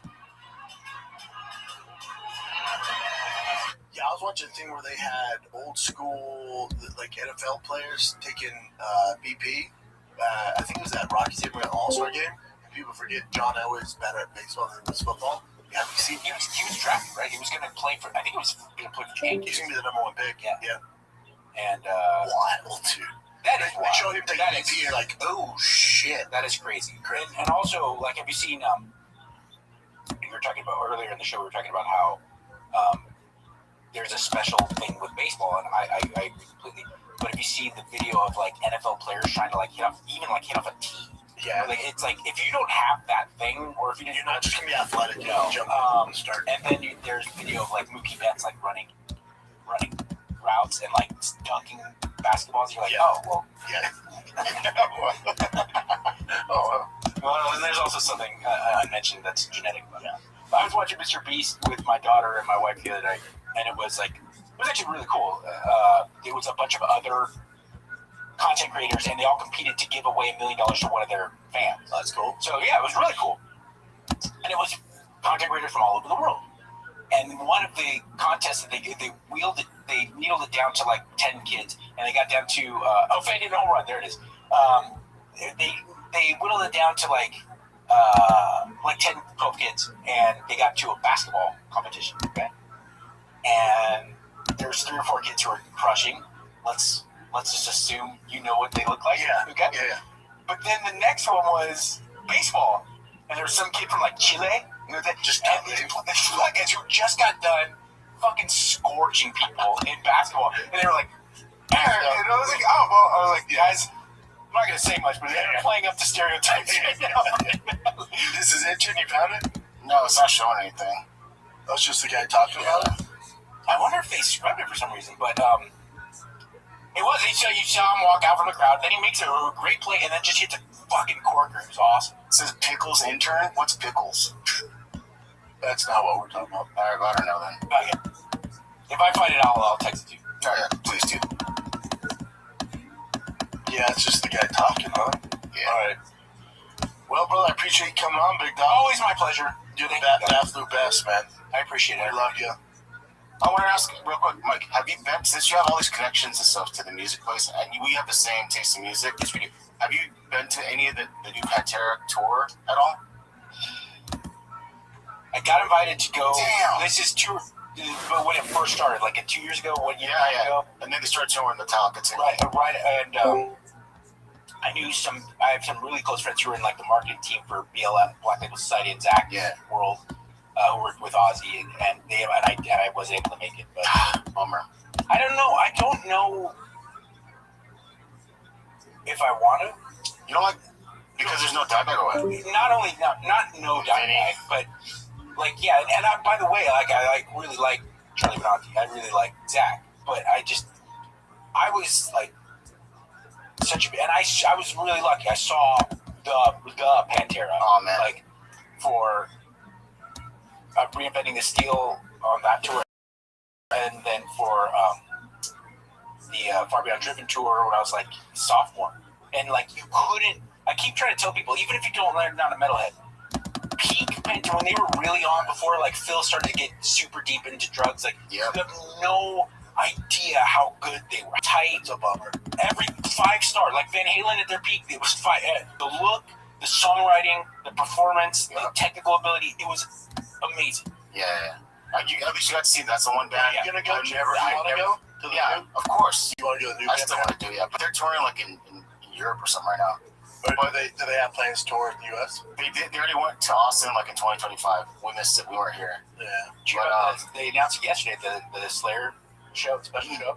It's nowhere around here. It's but they're gonna play Rain and Blood beginning to end. Oh, sick. And Down and Suicidal Tendencies are opening. Shit, I heard for Down in a long ass time. And Suicidal too. That's badass. So I'm into that. Sick. Hell yeah. Well, Mike, we love you, brother. Thanks for coming in. Thanks for answering the bat signal. Thank you, guys. This is the Fighter in the Mic. We're out.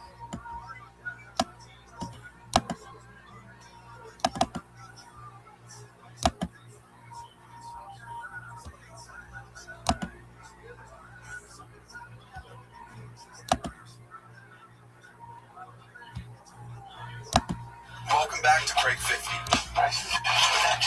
I can't believe it happened when I'm not the number one player in the world. That's the best putt I hit in 20 years. Since this is an important day, I'm with my son, and we are going to break it. So today, what we're going to do is I'm going to teach Bryson how to win a British Open. Wow. Okay. You're welcome. You know, 3-quarter shots, and don't just let the wind be your friend, because that's what Jack Nicklaus told me not to driving range. I don't do driving ranges. That's all I need. That's right with the face. That's We're ready to go. Right there. We're shooting 47. There we go. That's perfect. All you amateurs out there, all you want is that sound. If you get that sound, it's like the very first girl you ever dated in this world. It's the most incredible thing. So you never did you get taught by anybody? Did anyone teach you the grip and rip it, or just did it yourself? I never had it.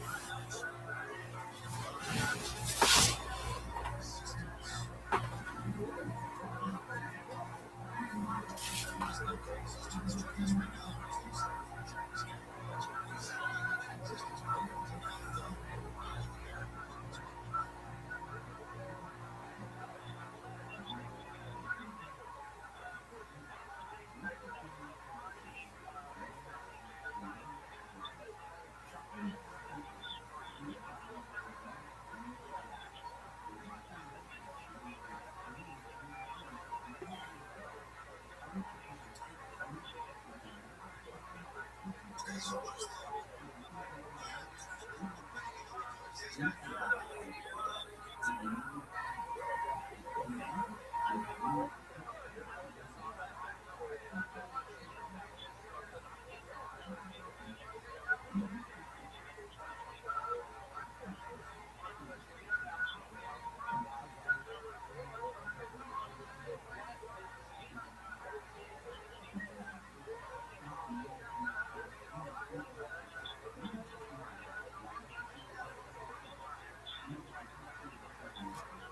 new episode of Kill Tony Volume 2. Give it up for Tony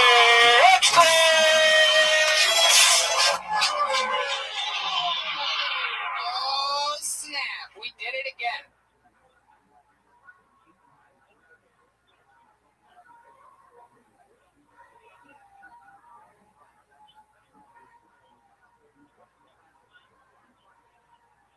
This is a packed-ass Monday Night Failure, and what's up, everybody?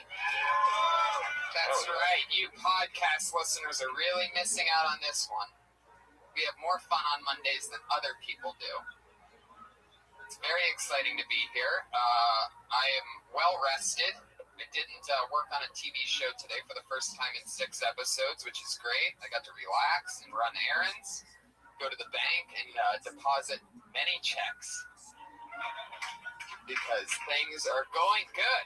And I'm so glad you people are here. You had a fun weekend. You did the Death Squad tour, Grand Rapids, Columbus, Ohio, Indianapolis. and finish it off with Doug Loves Movies also. That's great. Sunday. A lot of if you're listening to this Death Squad Midwest, thank you so much for coming out. That putting together a show last minute and having so many people come out. It's always great to see that. And Phoenix, Arizona, we're with you this Thursday, and Toronto, Canada. Kill Tony is selling out very quickly. We are doing a fucking giant theater there, and we are already almost sold out. It might be sold out by the time you hear this podcast. That's so right. Try your best to get a ticket if you're listening anywhere near Toronto. I want to give a special shout out. Met a few fans today before the show. One from Scotland, Danny. Hello, where are you? yeah.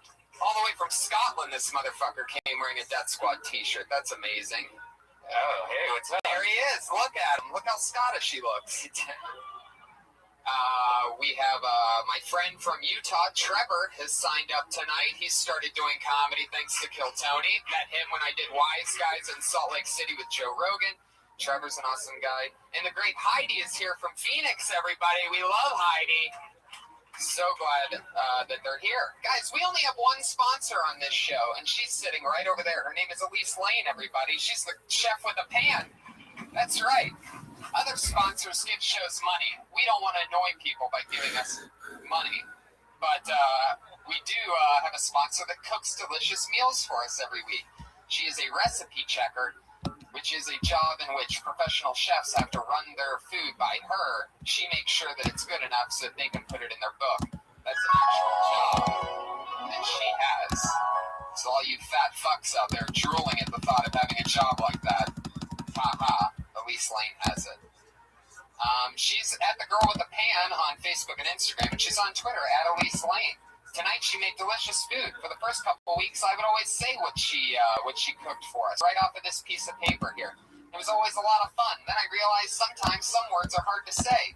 So why would I say it when we could have our producer that has a speech impediment, Josh Martin, say it, everybody? So Josh Martin, why don't you come on up here? And then after a week of doing that, after 1 week of having Josh say it, and he would take these long pauses in between words so that he could properly say the next word. So what we did for the next couple weeks after that, next few weeks after that, we made it a game where if Josh stops talking at any point or he stutters over a word, our pal Brian Redband here gets to pat him in the balls. That's not a pat, but that would be interesting.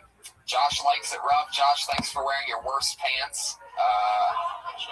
Did you buy those like that, or was that an accident? Did you go down a slip and slide at Bleach or something? Like, what exactly, what happened here? Yeah, the monitor's all seems a little bit quiet. Can you guys hear me all right? You think it should be louder? It's a little soft. Yeah. Can you get a little louder? Little louder, little louder? I would have to go back home. Yeah, but that to be fixing. Good thing this isn't a live podcast. All right, John. No. I got hit in the balls really hard last week. Yeah, last week we did actually accidentally hit him a little bit too hard. So you said you had a little blood in your urine, so I don't want to do it that hard. So Live audience, are you ready for stutter or ball tap?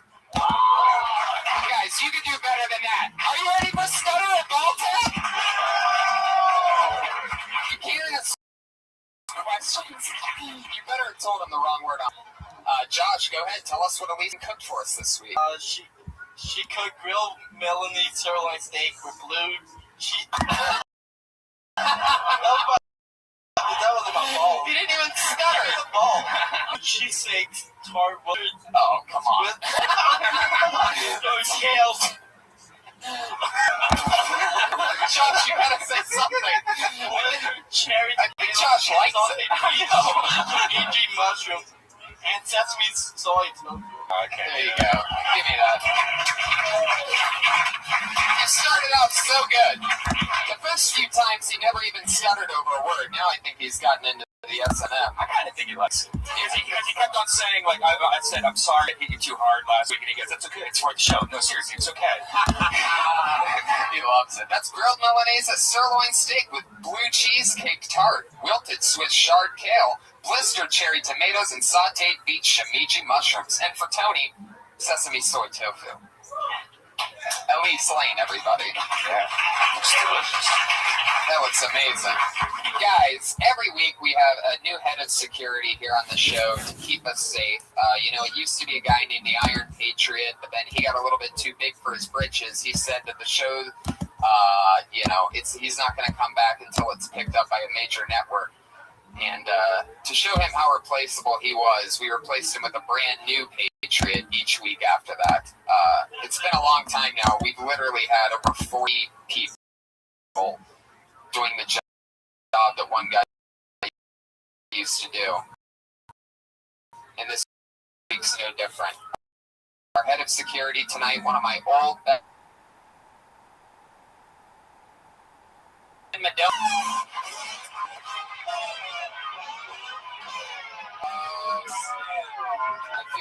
I feel safe already.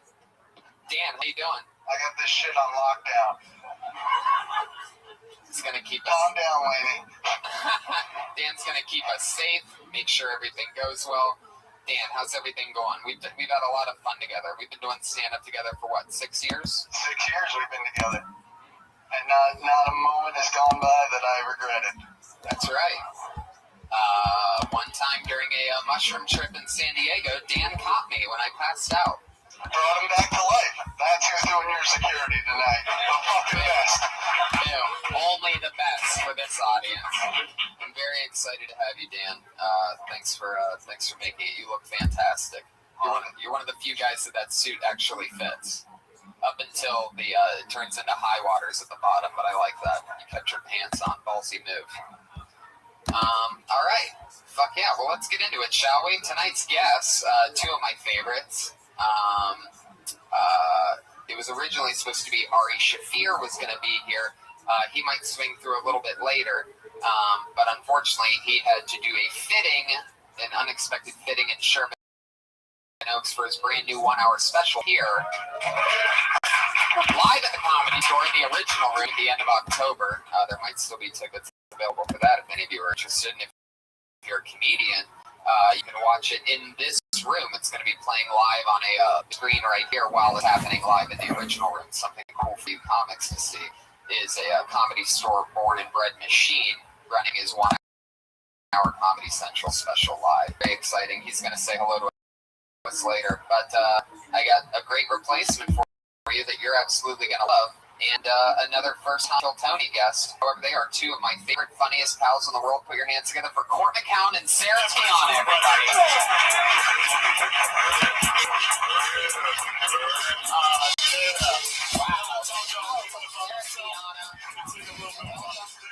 Court McCown is in the house. His first time on Kill Tony. Sarah, this is like your third time, right? I'm a virgin. Well, welcome, Cord. There's We're a happy guy to have you. outside that wanted to know if we needed a dancer in the show. Oh, some guy pitching to be the dancer. Yeah. If the stage was a little bit bigger, I'd totally have a dancer on the other side of the Patriot. But obviously, the Patriot can do that himself. Patriot is good. He literally lights the dance floor. Right, guys? Obviously, you're not ready for home runs yet. Because I'm just hitting them. But the batting cage is over here. Guys, welcome. Good to be here, man. Cord, are you happy that Ari couldn't make it? We get to sit with the beautiful Sarah Tiana. I love Sarah Tiana, man. She's the best. We went to Europe together. We spent a month. We went to Scotland. There's a guy here from Scotland. Yeah. We just That guy right there that looks like a girl. Yeah, I remember that guy. Yeah. Nice to see you, man. So no, I love Tiana. I mean, I can't believe the Jews over in Sherman Oaks get another costume fitting. That's like the US one yarmulke is one size fits all. What's he fucking looking for? You know? It's true, and Ari shouldn't wear anything too nice because. No. Well, I watched his special he did, the Comedy Central one, and he had a really nice suit that he had made in China. I don't know where to just wear that. That was nice. It's true. I wonder if he's going to wear the glasses with the nose attached for this special that he always wears all the time. His nose is attached to those glasses, right? It's large. I think so, yeah. It's really large. It would be weird if it wasn't. Right. He should totally buy a bunch of those old Groucho Marx glasses. Package him as Ari Shaffir glasses, mustache. But they all smell like weed, though. That would be the best way to do it. Yeah. Because it would be like Ari. Right. Ari's got beak, is what we're saying, everybody. He's our Jewish friend, and he one of the fun things that he's doing is on the deleted scenes of his special, he does one of my favorite things in the world called the Q&A, where people in the audience get to ask him questions about being Jewish, and he rolls with it. It's the funniest. It's my favorite thing in the world. So I'm actually going to be part of it, so you can catch me on the deleted scene, or on not the deleted scenes, the extras of Ari Shaffir's 1 hour special that he's shooting here in a month. I'll be asking extremely racist questions from the back of the room. It's a typical Tuesday. Exactly. Now they're getting ready for Wednesday. Sort of. I don't think they're really. It hits them like 5 seconds less. Like there's an audio delay in here right now. Yeah, they're still trying to figure out why Ari's not here. Right. I don't blame them. No, it's true. Ari's gonna come say hello later. Hopefully, he makes it out of Sherman Oaks. Hopefully he will. I don't know. There's a lot of Germans there. Takes them a long time to get up over the mountain. Right. Yeah, he's an interesting guy. Dan, do you have any questions for tonight's guest? Sarah, what was your favorite moment in comedy? My favorite moment in comedy? Yeah. Besides you asking me that question? Oh, man, I don't know. You mean, man, I don't know. That's a really tough question. You want to ask Cord this question? We'll come back to Sarah. Cord, Yeah. in Teen Wolf, Teen Wolf. you were number 33 on the team. Correct. What position did you play? I have no fucking idea. Do you know? I don't know. That's what I need to know. You can't tell who's playing the damn movie. No, it wasn't like a real game, man. Mike J. Fox with the team.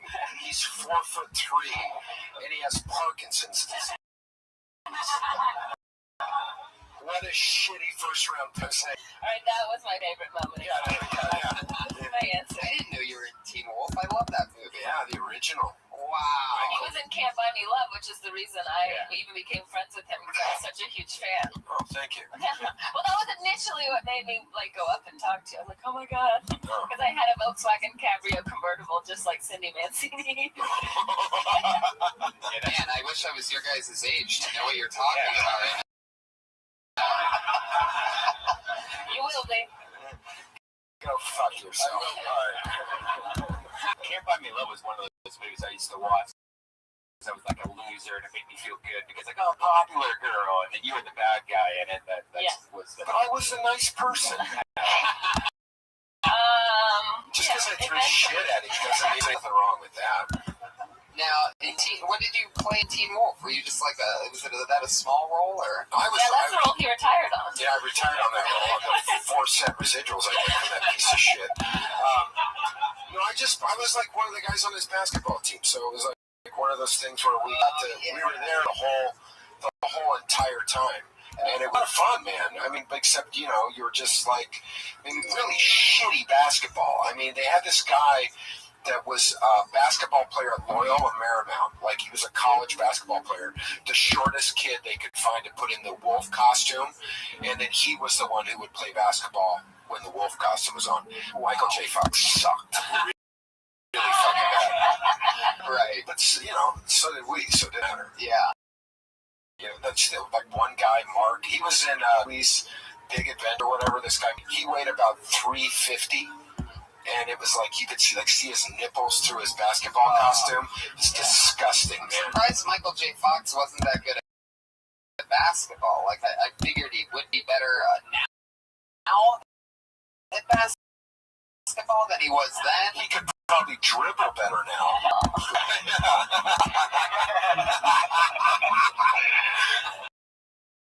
My favorite moment in comedy. That's my favorite moment.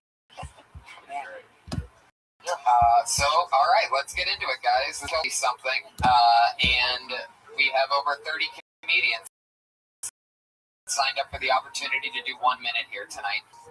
Comedians, when your minute is up, you're going to hear the sound of a kitty. Aw, you can barely hear it. Let's hear it again. Aw, there it is. That means your time's up. Wrap it up then, or else you're going to bring out the angry West Hollywood bear. Here it comes.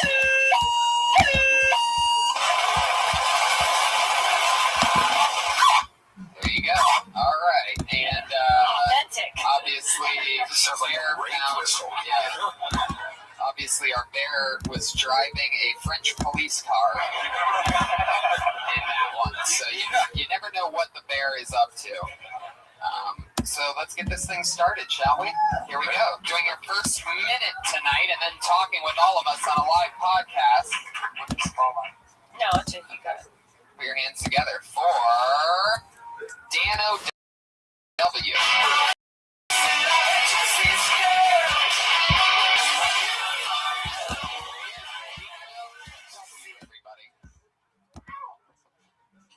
How's it going tonight? Got a question. What do you guys think about ISIS, huh? Yeah, woo! I'm glad you're so opinionated on Egyptian deities. You'll learn this next little bit then. My favorite deity has to be from Hinduism. His name's Ganesh. He had his head chopped off and replaced with the head of an elephant. I was thinking about what his first thought must have been, for me. What can this have happened to my dick instead? But, I mean, even Catholics, though. Catholics have some weird mythology, too. You've probably heard of St. George. He actually became a saint for fucking killing a dragon. And so, I know, patron saint of bullshit, right? And so, people these days say it might have been a crocodile, but that's still a pretty fucking shitty miracle to get canonized for. And so, and the Catholic Church can never fucking admit it was a crocodile. They have to, canonize Steve Irwin and a bunch of fucking Cajuns from the South. And so, as it stands now, though, I think they pretty much have to make a saint out of whoever kills Bigfoot. There you go. Bigfoot. And the Chupacabra, whatever. Yeah, a lot of imaginary characters you talked about there, especially Jesus Christ. A lot of religious stuff from you. I know that you were on last week, right? Yeah, first time last week. First time on stage ever? First time on stage as a comic ever. Right. So are you planning to get more topical as time goes on? Because you're still doing dragon breathing jokes. I'm just trying right now to just write stuff that I haven't even heard from anybody to try to find my voice. No, I love that. I get it. It's good. It's original. Yeah, religious background, right? Yeah, pretty religious background. But what are you up to now? I mean, how do you what in your life happens? Like, what do you do for fun? This right now, I can picture you covering yourself in black latex and putting a ball gag in your mouth and hitting the streets. Anybody trying to get that to a minute? That's the Catholic side of it. Right. It's really from just the No Life and Wikipedia wormhole, clicking on the link, reading some weird shit, just trying to make something out of it. You're very Tom Hanksy. You should do some Tom Hanks stuff. Well, that's great advice, Brian. Brian said Tom Hollywood agent. Tom Hanksy. You should do more Tom Hanks stuff, like Academy Award winning film.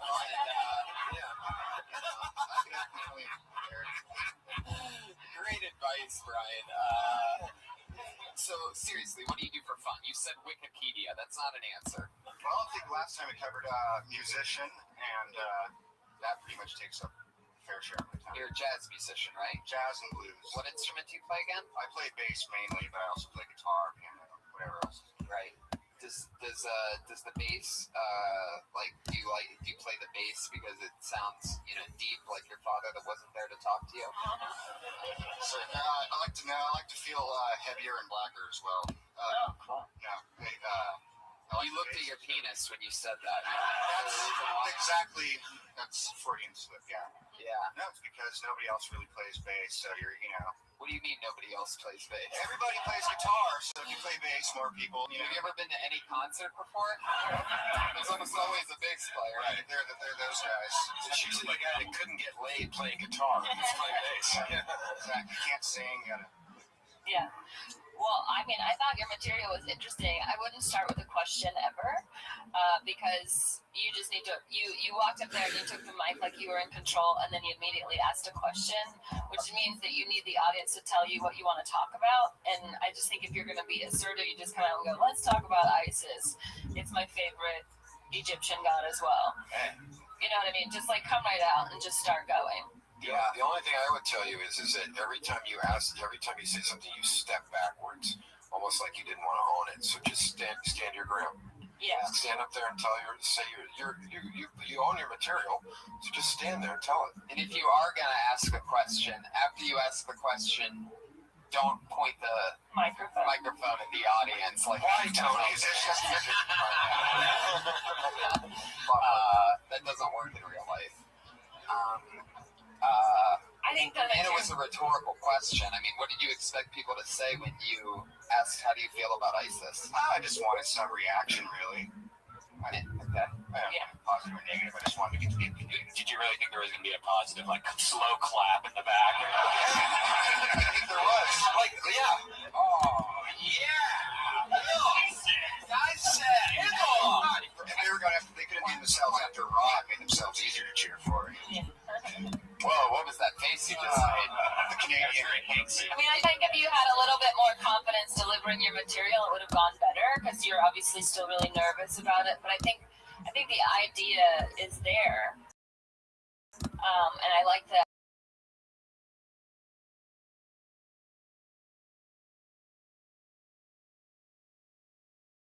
Idea of steep time. So I think you did. What's up with Dan O.W.? What's your real name? It's Daniel W. Why Daniel? Yeah. He plays bass, dude. Dano, because I've been called that a lot throughout my life. Dano, you're just going with it. And just the initial W? W is from being in AA for a long time, just to have it. You're in AA? No, not really. Not really? Like a lead balloon. What do you? Are you in it? You're not in AA? Do you ever drink? Oh, hell yeah. Oh, AA would hate me. Right. Where do you drink at? Church these That's joke so far. You got it out of you. Yeah, book him, Dano. Do you really drink? Yeah, basically. At home? No. Where do you drink at? I'll drink probably now after this. All right, Dano. Whenever someone's paying for them, that's where he drinks. I have a lot in common. I like your style. I'd say, you don't want to say your last name? It's White. Daniel White. I don't have a Twitter that doesn't fucking matter. Dude, I think you should embrace lots the of white. self-confidence going on there. I think you should embrace the white. Well, no, I think at some point transitioning to just Dano. Dano? I'd say Daniel or Dan. Dano sounds like, some kind of moron frat guy. And you're not, hey, yo, Dano! And then you show up and it's like, what the fuck? Yeah. You look more like a, It's like that commercial where all the people are holding signs for Michael Jordan, and it's that old white guy that shows up at like the airport, or like they think they're gonna be bringing pizza to Michael Jordan, and it's just that guy. Right. So that's like how I felt when I heard your name. I was like, oh, cool, Hey, Dano. Poindexter. Yeah. Welcome, Dano. Waldo. Well, thanks, Dano. Had fun times. There he goes, everybody. Great job. Yeah. Wilson. Talking religion. A little religion from Dano at Future Mall. Saw him here first, though, on Kill Tony. Put your hands together for Ryan Hicks. Here he comes. Deep in the back.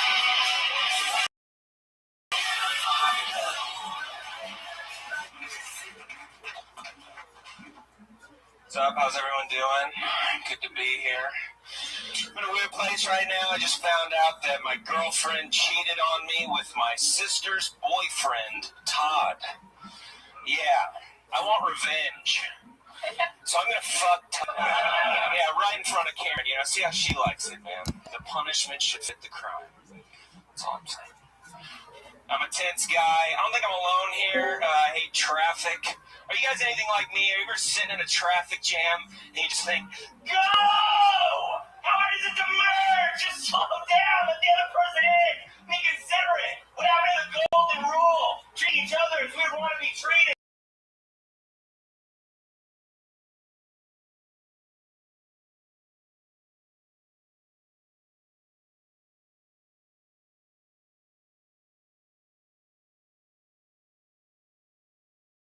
Our emphasis being bigger roads, then it wouldn't be so hard.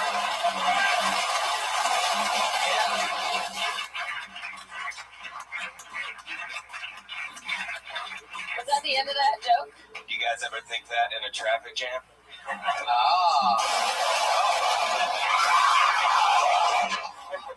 that the beginning of that Janet Jackson song?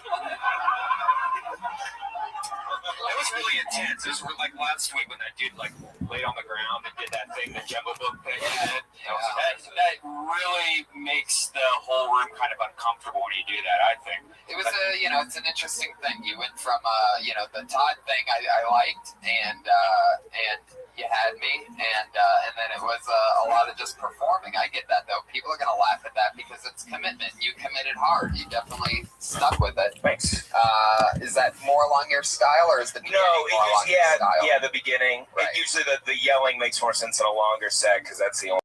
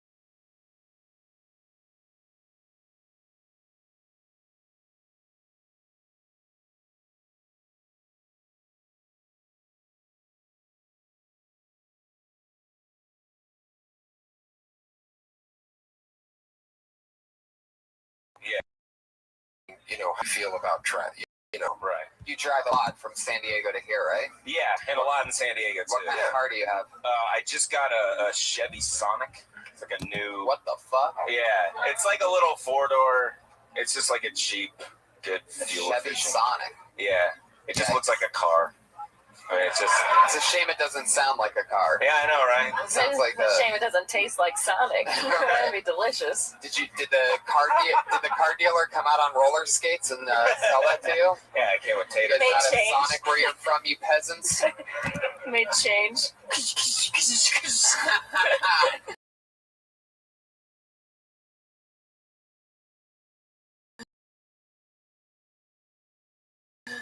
Ryan, thank you so much. Thank you guys. Appreciate it. Ask first time guests a question. I probably already asked you this. If not, then you'll be next. So, but I'm going to ask you first, Court.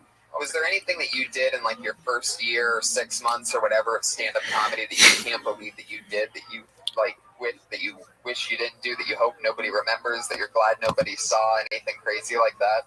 Yeah, I had a really bad night. Really? I had only been doing comedy about 8 months. And I had all tit and dick jokes, as most people do when they first start out. And my friend had a Super Bowl party in San Diego, and Sinbad was the headliner. And he goes, "Do you want to open for Sinbad?" And I was like thinking, "Oh, Super Bowl party, people fucked up, drunk, everything." I go, "Yeah, sure, fuck, I'll do 5-6 minutes, whatever." And then as we're walking to the venue, he goes, "Now you know that there's kids and parents and everything. Like it was like a family party." And I was like, "Have you seen my fucking material?" Right. Man, it's like I do dick jokes. And he goes, "We can't do dick jokes." And I go, "Then I'm not fucking doing this." He goes, No, you're doing it." And I had to stand in front of people. I had to write like 5 minutes in like 10 minutes. With 6 months into comedy, I ate so much shit in that 6 minutes. I had a table of friends sitting there laughing their balls off at how much shit I was spooning in my face. Yeah. I once had something like that happen. I was doing the road with Sam, and